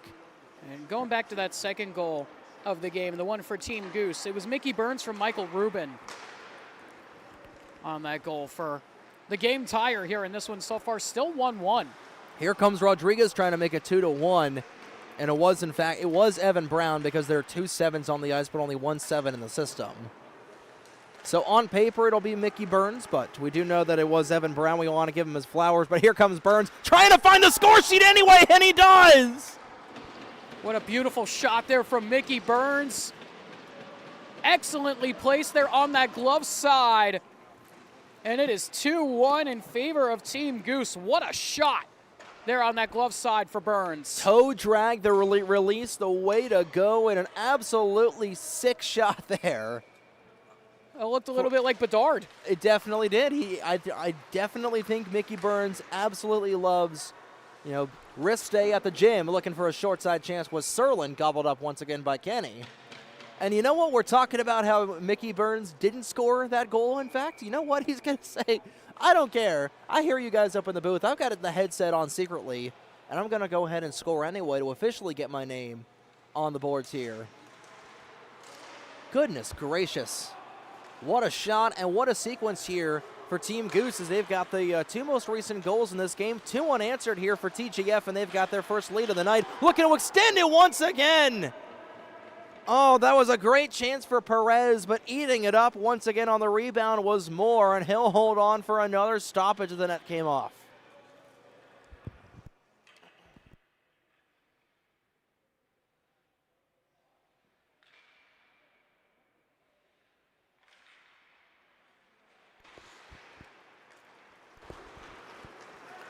Serlin on the far side, dumps it in for Will Brown. Brown puts on the brakes, back across. Serlin right to the doorstep, and Kenny denies him. A lot of action here in this second period of play, and already a couple of goals scored. Actually, just the 1 goal scorer, I should say. Lane, the lone goal scorer for TopLine Hockey, trying to get his team right back in the dance. 11-9, the shot ratio in favor of TGF right now. Here comes Fortescue, trying to survey around. Fortescue dancing around, back across over to Brown. Brown for Perez, back over for Brown. Brown into the other corner, looking for it on the other side there. That was Michael Rubin. Taking it back, here comes Brian Lonergan. Lonergan with Will Brown right behind him. Lonergan takes it himself, and he hooked it way wide. The way he was turning that thing left, and it looked like he was at a NASCAR race, and back in the other direction. Here comes Pendy in transition. Can't quite get it around the stone wall of Markov Zamovchak. Stretch pass just off the tape of Rodriguez. It's a foot race the other way between Rodriguez and Wiener. Rodriguez back across, finds Ross. Ross looking for it. And that one just out of there. That was a good toe drag there from Ross. Able to keep that puck and get that shot off as here comes Burns the other way. Burns puts on the brakes in the Atlanta Gladiator, trying to find the back of the net once again here for the second time tonight. Aller spinning around, finally finds Pendy. And to no avail, this will come all the way back out, and Rafael Campo will jump on for his opening shift of the evening. Kenny will take it, spins it back over for Campo. And nearly with the net empty, Luke Ross with a great forecheck there as the F1. Rodriguez will find Ross, and Ross now trying to find in the low slot. Not able to corral it there was Pasek. Heckel try to sling it back across over to Burns. And Burns will dump it in, back over for Campo at the other side. Campo at the blue line, dances it in. Trying to find it back over. Shot right in front, right in close there, and nearly a great chance for Ty Aller once more. And in transition is TLH. Here comes Pasek at the near side. Couldn't quite get it back over to Rodriguez. Pasek tried to find it once again, but nobody in gray and white was in the low slot. Burns has it pickpocketed away by Rodriguez. Great opportunity to keep on sides there for TLH, and they've got the offensive zone once more. 8:23 to go now in the middle period. A 2-1 game in favor of Team Goose. TopLine Hockey trying to get back in this game and make it a rematch of last year's finals game between X Hockey Products and TopLine Hockey. Right in the low slot, Kenny was able to just cue ball shot it out of there. That was a great chance there for TopLine. Here comes Parker, the captain of Remy Parker, in close on Kenny, and he's stonewalled. Parker's going to get his own rebound, though. Slings it into the corner, intended there for Bonstock, and he'll grab it. Now Parker went for the Crosby leg kick there on that power move, trying to get around. Flipping it up, just out of the reach of Pendy as airmailing it in. Once again, there was the 7 of Burns. Pendy doing some nice moves, trying to dance his way around. Back over for, once again, on the other way, and a great poke check there in the low slot, keeping it away from Michael Rubin. Perez back over. Fortescue over for Perez once more. Those two were trying to tip it once again on each other. That was a perfect poke check there from Moore. Read that play spectacularly and was able to get that poke check down. Serlin sticks it back in right behind Drew Fortescue past the halfway point in the second period, so we can officially cue the Bon Jovi in this one. Back on it is Aller. Once again on it is Brown. Make that Perez. Rubin in the low slot. Trying to drive in, couldn't quite get it around Lonergan. Rubin will collect it anyway. Back over on it for McClinsky. Trying to join in here is Perez. Perez all alone right on the far side. Looking to go transition on it. And Dan Moore with the stonewall save once again keeps it a 2-1 deficit. That's a great stop there from Moore, and good awareness, too, to put that glove behind him, make sure it didn't sneak through the 5-hole, as shots now 14-9 in favor here of Team Goose Foundation. And they've been starting to pile it on here in the shot category, looking to open up the scoring even more and get a couple more goals on the board here in the second period. Yeah, and we saw that, we've seen that in a lot of games here so far in the last 24 hours where it really just comes down to shot counts. As one player went down, that was Will Brown, who went down in a heap at the Devils logo at center ice. No penalty is called. I got tied up there with Tyler Kopf. That's Steven Perez actually wearing 9. Rubin will dump it back in. Back from McClinsky. It would be cool if Tyler Kopf were playing here tonight, of course, coming over from the Rochester Americans. Not the Rochester Junior Americans. They no longer exist, unfortunately. Rodriguez finding it, and it's in the back of the net. They score. Luke Ross with a one-time blast from the high slot ties it up once again. And right back at level pegging once more is TopLine Hockey. It's 2-2. And we'll get another look at it here. This one-timer from Luke Ross. A beautiful shot here on this finish from Ross. The forward from the Massachusetts College of Liberal Arts. jams this one home on this one-timer feed in front. Got all of that one into the back of the cage as we're tied up at deuces. 8th goal on the season, including the regular season for Ross, and his 9th game played here tonight. 5:40 to go in the second period.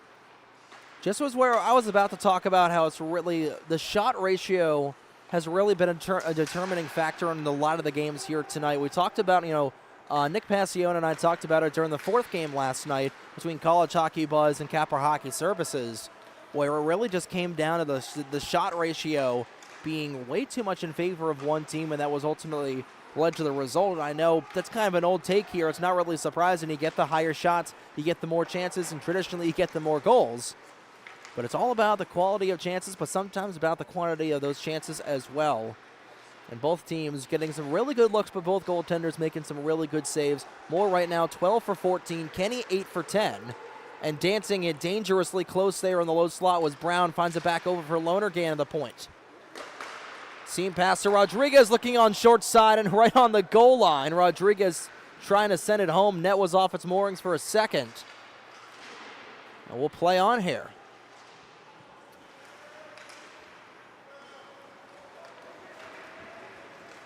Zamovchak on it once more. He blows a tire at the worst possible time.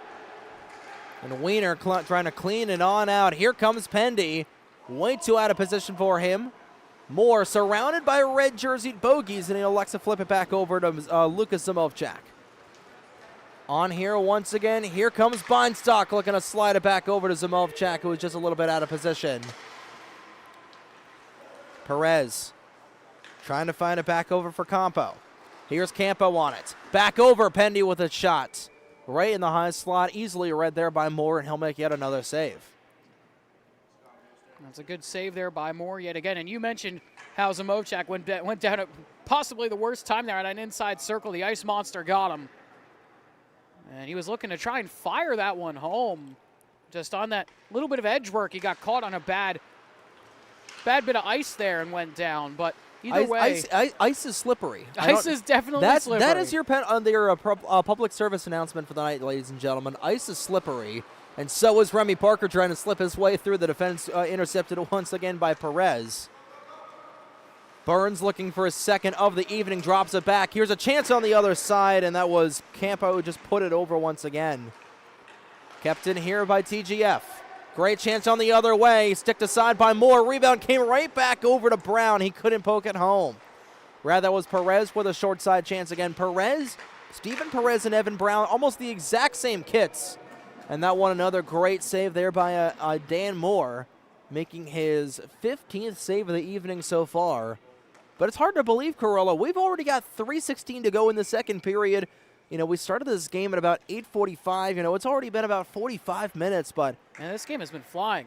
Again, hasn't really been a whole lot of stoppages. Now that I say that, we're going to get a stoppage every 5 seconds.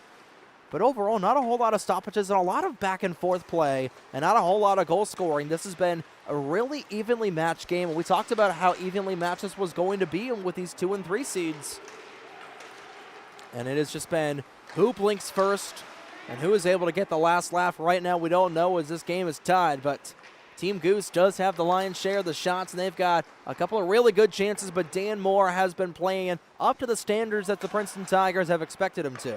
And you mentioned it being very back and forth, and that's what you want to see here in these playoff games, especially where we mentioned it in the pregame, this being the 2 and 3 matchup. You want that in this game, especially going into the finals on Thursday. You want it to be a back and forth, intense game, close game in that finals game. Because close games are always a lot of fun. We saw it with all but one game yesterday. It came down to within 2 goals for all 3 of the 3 of the 4 games yesterday. As Serlin pickpocketed by Burns as the 6 and 7 skaters will come back. Do the dance, ladies and gentlemen. McClinsky on the left wing. Tied up there once again by Brown. He'll force his way on through, though, up for Burns. Burns looking for the backhand to try to get it back over to Rubin, who's partially denied. Lonergan trying to find it over once again for Rodriguez. Turning it around. Ross nearly had another chance back for Lonergan at the point. Lonergan Puts on the brakes, gets it around Spitznagel, trying to find it around Fortescue. Lonergan still serving, looking for a little bit of daylight. And a great heads-up save. Just shutting the door shut there on Brian Lonergan was Ryan Kenny.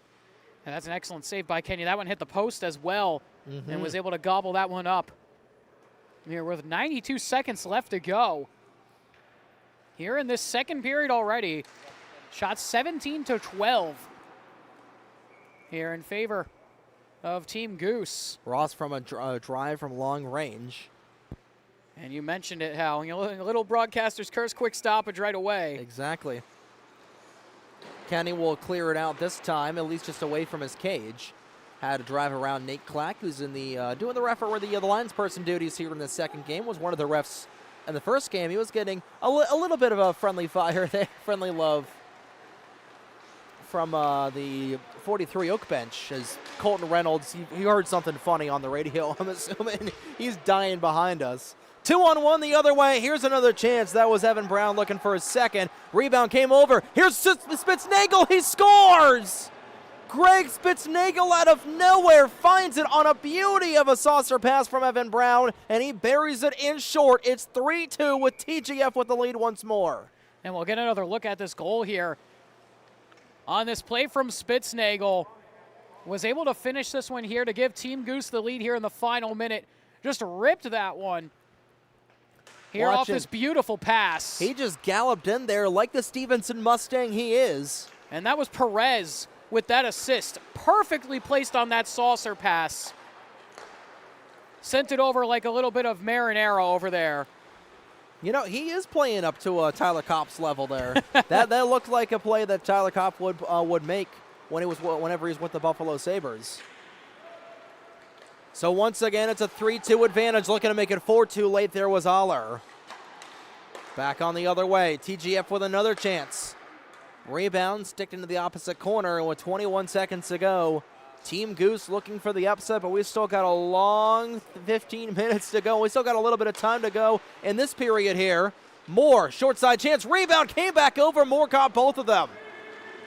Lonergan on his horse, 6 seconds to go in the second period. Do we get a buzzer beater? Likely not, probably not. This one will end up one final chance for Spitznagel at the buzzer, and that will do it. Greg Spitznagel right now the go-ahead goal. Right now would have the game-winning goal to advance Team Goose Foundation once again, or for the first time in their history, to the Pro Division semifinals. And we'll keep it here, Carollo, to talk about what we expect for the rest of the week. We got 2 days left to go for the Jersey Pro League, and we've got an incredible semifinal round tomorrow for the JPL Club Division. 2 incredible games. And I just want to preview those real quick, starting off with John and Matthew Gaudreau Foundation versus Synergy Uniforms for the 1 versus 4. Now that should be a spectacular game. I mean, JMGF taking on BSB in the first round of the playoffs. That was an excellent game. BSB fought hard, but the number 1 seed doing what they do best, and JMGF staying undefeated so far this year, 8-0 on the year, have only 1 loss in their entirety of JPL history, that being last year's final game against Homegrown Hockey, but no homegrown this year as they fell to Mr. Lemon Stick-Wax. We'll get into them in just a second. But for Synergy, winning in overtime in the first game of the playoffs, taking down the Hockey House podcast in spectacular fashion. And then the second game of the semifinals tomorrow for the club division. Number 3, Capper Hockey Services taking on number 7, Mr. Lemon Stick Wax. Capper with a dominant win last night to close out the final game of the quadruple header yesterday against College Hockey Buzz, winning 8-2. And then Mr. Lemon Stick Wax, the number 7 seed with the upset of the year, taking down the number 2 Homegrown Hockey in a massive upset to advance to the club semifinals. If that second game of the night isn't going to be an utter bar fight, considering the drama that we saw on last Monday evening, is looking for once again there right off the draw was Perez. I don't know if any game will be just an absolute throwdown. That is going to be probably the most physical game that we have seen.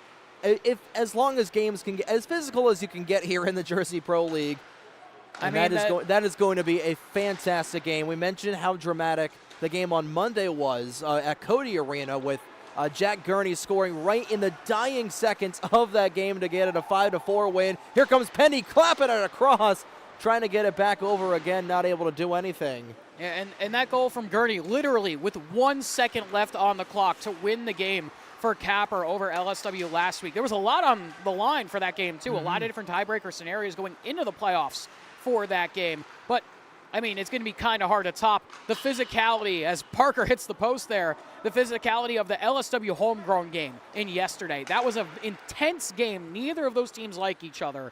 No, they don't. We get ready for some more hockey tomorrow for the club division. There's a lot of crossover between those two programs in the ECHA. As trying to find a once again there as we transition back over to the Pro Division. Beinstock with a drive, and he shot it wide.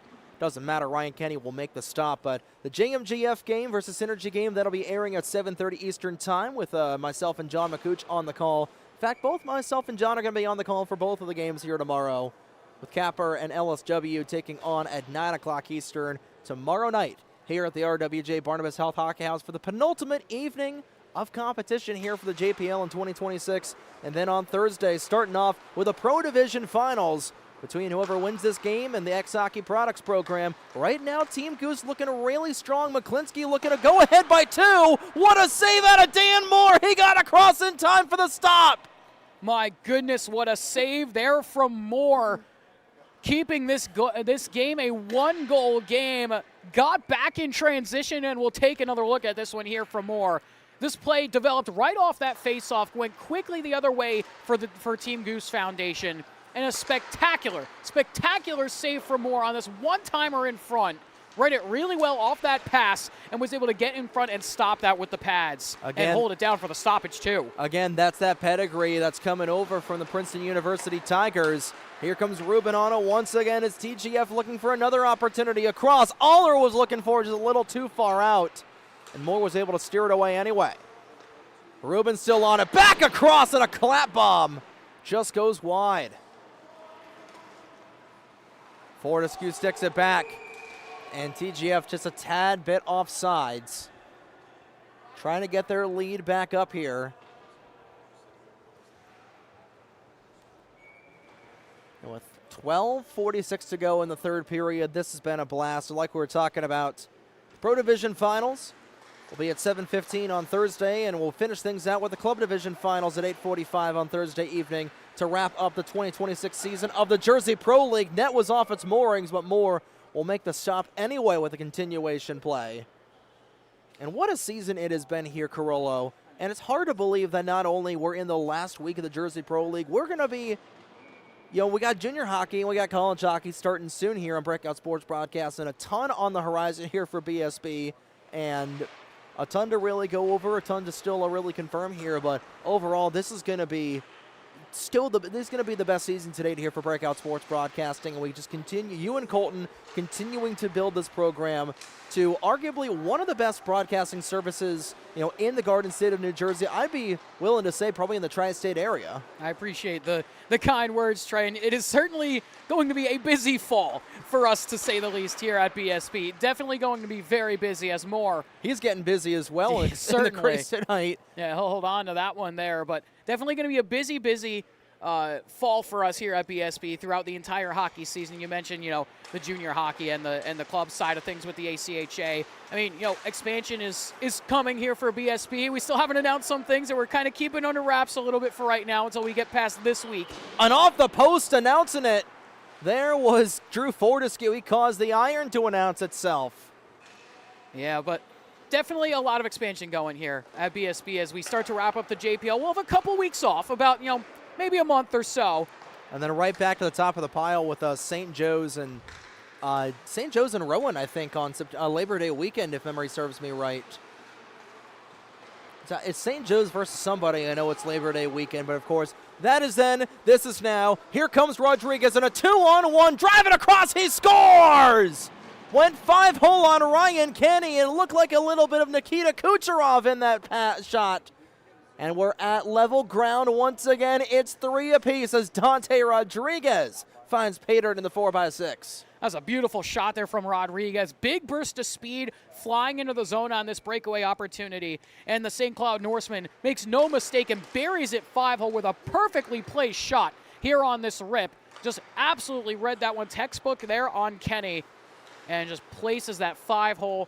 And we are tied, like you said, Trey, at 3 once again here with just about 11 minutes left to go here in the third. And neither of these teams wants to go home here in 2026. Both of these teams, very tight-knit programs, and that one will go offside. You know, for both these programs, if I'm not mistaken, they're both second-year sophomore programs here for the Pro Division. Of course, you go to X-Hockey Products and 43 Oak. They've been here since the very beginning here in the Jersey Pro League. Of course, X-Hockey Products and Alex Router, they've been here since the beginning. Sean Grevy and 43 Oak, they've been here since day one. But these two teams, you know, taken over from a couple other companies leaving the Jersey Pro League back last season. And they've had their opportunities, of course. TopLine was able to make the championship game. Clapbaum coming, looking for the lead there. Once again, was TopLine. Just a great chance denied there by Ryan Kenny. Couldn't tell his shot that. I believe that was Lean looking for his second of the night. That was a blast. Had a lot of mustard on that shot. Was a really good rip there, and Kenny somehow found a way to stop that one through a bunch of people in front of him. A lot of traffic there. He was screened, but was able to make the save once again. And 10:34 to go in the third period. Another shot. It goes over the crossbar, a high riser. Kenny's not able to keep it posted. Rodriguez looking for it once again. Kept back in by Lonergan. Sending it back in. Lean on it. Looking for Rodriguez. Looking for an option. Tied up in the low slot was Lean. That one's still loose. Ross in the low slot. Not able to get it away. Comes back over to Brown. Brown tied up there once again. And was he and Lean were colliding. And one thing that TopLine's done really well so far in the last couple minutes and throughout this game, as that's going to be called for an offside there on Team Goose. But one thing that TopLine has done really well so far in the last couple minutes at the start of this third period is putting bodies in front. It looks like I-95 right in the front of Kenny right now. Absolutely. And that's what you got to do to try and get a go-ahead goal. And I think they're trying, because they're trying to read a little bit of the scouting report from last season, because screening traffic in front of Ryan Kenny has really been a thing here in the past in the Jersey Pro League. Cam Pominosi with a clear angle. Trey Bound came right back over to Pendy, and he just shot a little bit left. Both these teams just getting really good chances, and it's all going to really come down to which goaltender blinks first, because you got Ryan Kenny and Dan Moore, both of them playing exceptionally well. Moore has faced a little bit more vulcanized rubber than Kenny has tonight, but he has done his due diligence. Same thing with Ryan Kenny. And they have been putting on some really good lockdown defensive showings here as we approach the midway point in the third. 26-16 the shot ratio.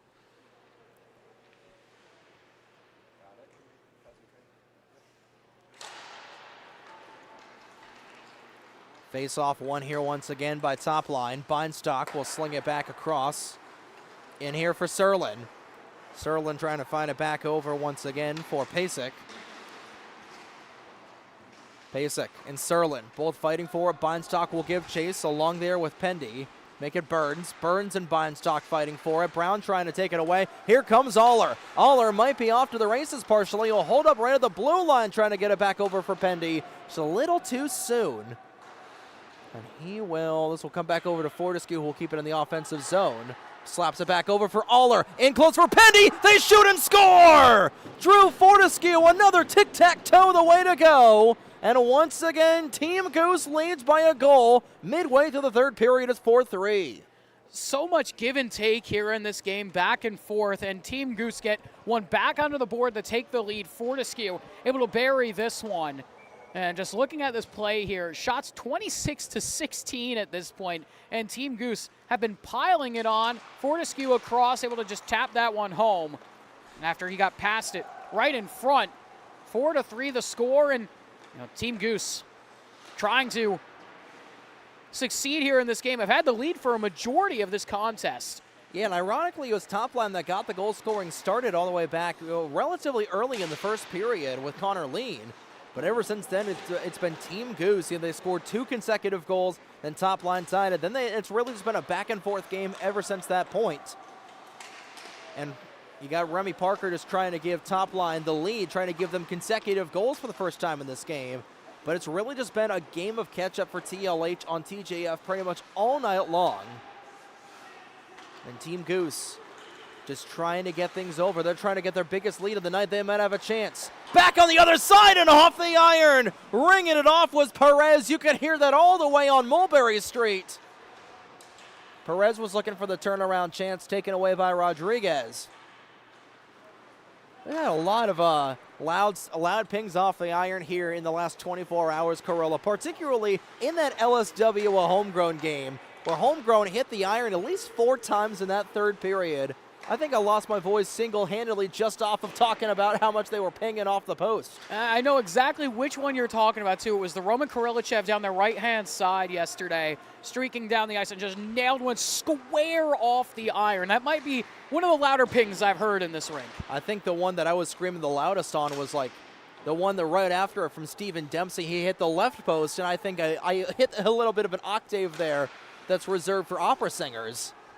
Past the halfway point in the third. Keeping it in at the point there once again was TGF. Sent over the crossbar. McClinsky will chip it back over to Brown. Brown trying to survey. Back over with it. Team Goose looking to go ahead by 2. We're going to get a penalty called, and it's going to be going against TopLine Hockey. It's a high stick, I believe. And now Team Goose with an opportunity to really make things hard for TopLine Hockey. And Dan Moore, you got to imagine, if he makes a save, that's going to be a lot of momentum here. Starting off the left-hand side. Moore coming way out. He makes the save. A crucial save made by Dan Moore on the penalty shot. And it remains a 1-goal game, and Corolla of TopLine is able to edge this out. This is where the comeback starts. Yeah, it certainly does. I mean, that is a big miss there for Team Goose. Moore with a piece of it there as it ends up going well wide. And for TopLine, you need that. You need that right now. You need anything to try and boost morale to go the other way and get some odd man rushes and some chances here on Ryan Kenny. Especially with how good your goaltender has been playing. 23 saves on 27 faced here for the goaltender from Princeton and Dan Moore. And he's just looking for a little bit of offense on the other side. They have been able to give him some offense a little bit here. You know, they've been able to test Ryan Kenny, and Kenny, you know, has faltered a couple of times in this game, but you're just trying to pound the offensive zone. Brought down. Here comes the makeup call on the other side. And hauled down there was Lucas Zamovchak, and he'll go to center ice for a penalty shot. This is a massive, massive opportunity here for TopLine. And trying to tie this game. And if they tie it here off the tape of Zamovchak, they've got everything, all the momentum completely shoved to their side. Kenny coming out. Zamovchak with the shot, and it's saved once again by Kenny. So back-to-back saves on penalty shots here, and both teams get an opportunity. Both goaltenders make the stop. And it remains a 4-3 lead here. And time just tantalizingly close here. Team Goose just so tantalizingly close to getting the job done and making the finals as the 3 seed.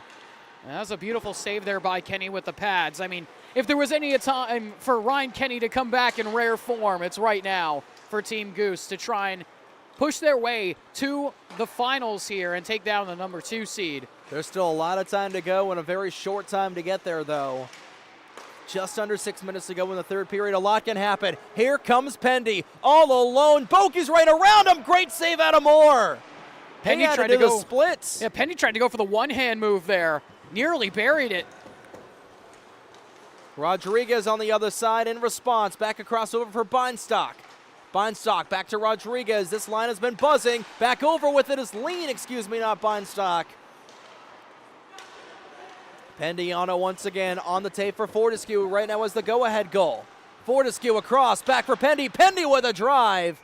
And it looked like he just, instead of using a 9 or a 3 iron, it looked like he was using a sand wedge, and he puts it right up into the netting. Not the netting he wanted to hit there.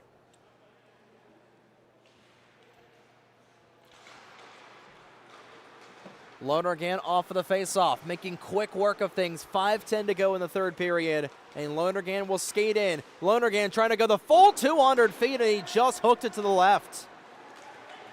Back on the other way with it. Here comes Perez. Perez over on the far side, looking for another chance on the other way, and that just rolls off the tape.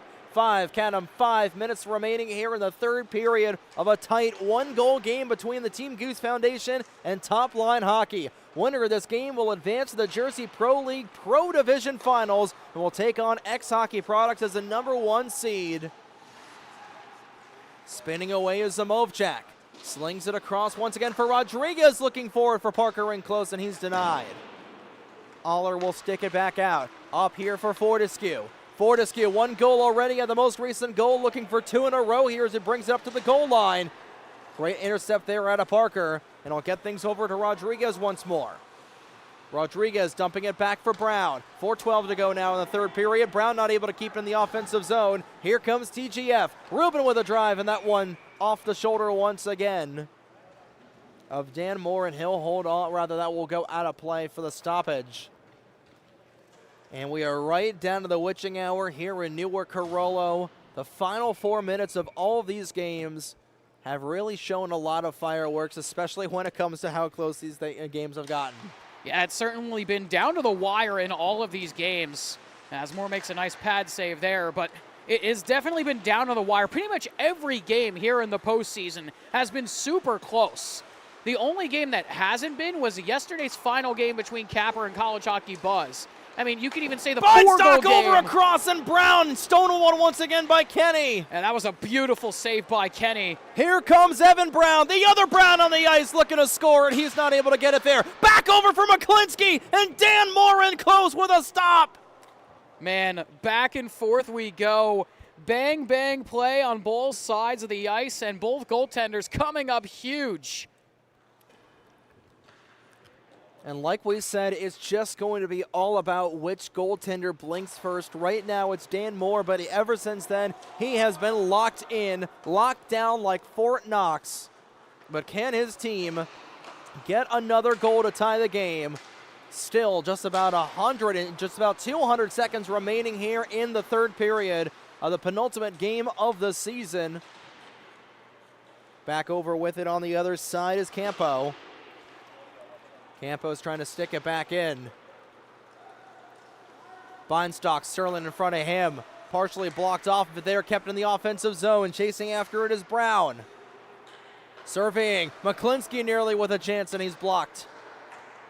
Here they come once again, right at the doorstep! Oh my lord, Dan Moore! It was right in close, surrounded by red and white jerseys, and Moore makes a stop to keep it close.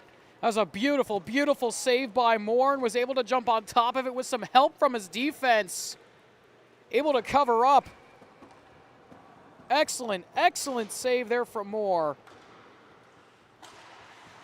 Under 3 minutes to go now in the third period. Time not on the side of TopLine. They've been getting excellent goaltending in this game, but they need a little bit of offense. They've been hemmed in the defensive zone for the majority of the last 5 minutes or so, as Team Goose just looking for that one goal, that goal to make it, to give them a little bit of insurance and to put them up by a pair.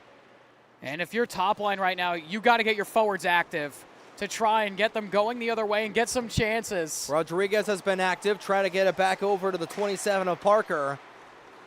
Equal numbers the other way. Burns with Pendy right behind him. Burns holding up for a second, lays it over, sends it off to the end wall, will get it back across the Spitznagel, and TGF just trying to milk as much clock off as you can here with 122 seconds remaining in the third period. Spitznagel turned it over, nearly tripped up there was Dante Rodriguez. He'll get it back over. Onside is Connor Lean trying to find it back over for Lonergan. He was blocked on the seam pass.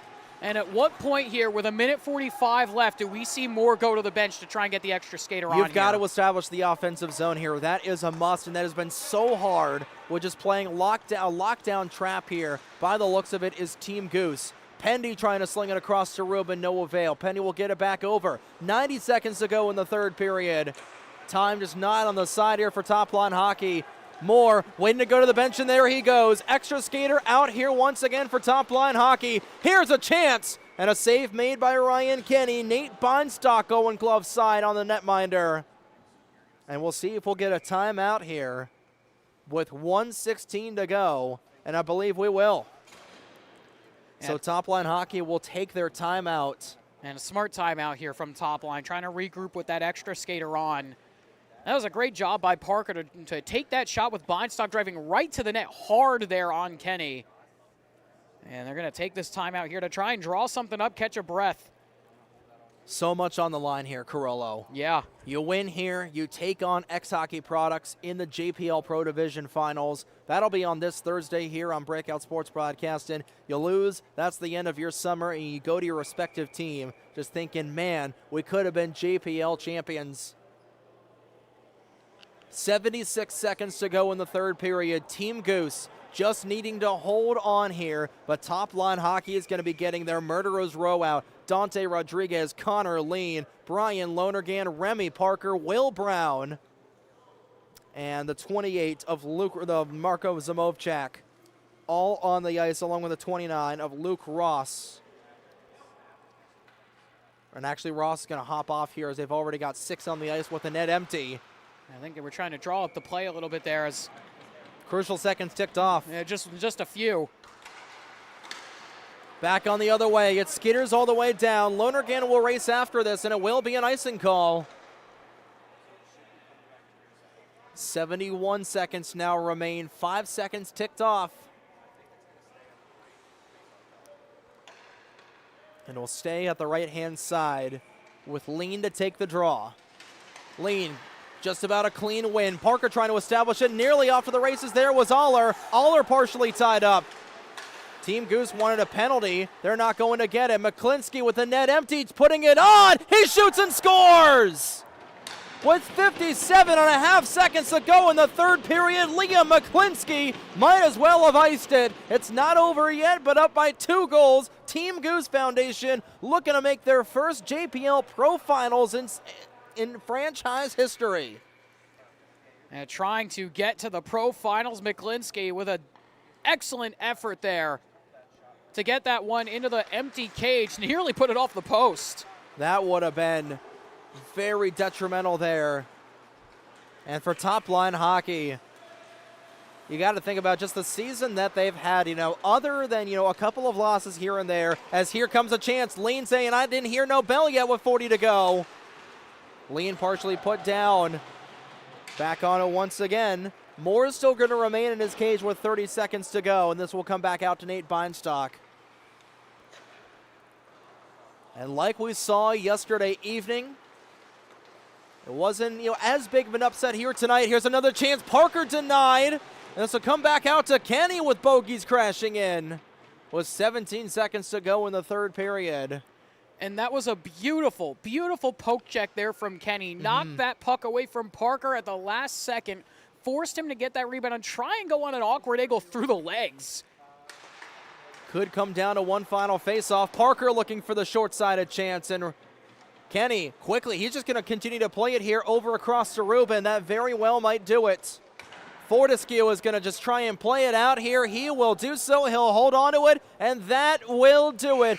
5-3 your final as the Team Goose Foundation, as the underdog seed, takes down number 2 TopLine Hockey. And for the second consecutive night, the number 2 seed is knocked out of their respective bracket, and your Jersey Pro League 2026 Pro Division final matchup will pit Team Goose Foundation taking on X-Hockey Products. And we have got our first final matchup of the week set here, Carolla. What a game and what a close battle. Yeah, what a great game. What a great day here for the Pro Division, for the semifinals, as we get the customary handshake line here at the end of the game. And for Team Goose Foundation, like you said, the number 2 seed falls yet again here today, a cursed number 2 seed here this week for the JPL. And ironically, Nathan Clack was on the ice for both, for both of them. He's got a little bit of underdog magic in those skates of his, and we'll see him tomorrow night here as Mr. Lemon Stick Wax will take on Capper Hockey Services in the second game, with John and Matthew Gaudreau Foundation taking on Synergy Uniforms in the first game. But that'll do it here for tonight's broadcast. On behalf of everybody that did an excellent job here tonight, from my broadcasting partner and play-by-play commentator from the first game, Carolla Pascal, for Nick Passione, for Colton Reynolds, for Colin Fink making his BSB debut here tonight for the Sergeant. And for Scotty Polson, for Sam Wissemer, my name is Trey Wright saying so long from the RWJ Barnabas Health Hockey House in Newark, New Jersey. We got 2 days in the books and 2 nights to go here for the final week of the JPL season as it's playoff time. We've got one finals matchup figured out here so far, with TGF taking on XHP in the Jersey Pro League Pro Division Finals on Thursday evening. We got to figure things out in the club division, though. But until then, have a good night, ladies and gentlemen. We'll see y'all right back here, same bat time, same bat channel, here for the semifinals of the club division tomorrow night at 7:30 Eastern, right here in your home for the Jersey Pro League Breakout Sports Broadcasting. Until then, have a good night, ladies and gentlemen. Drive home safe. We'll see y'all tomorrow evening.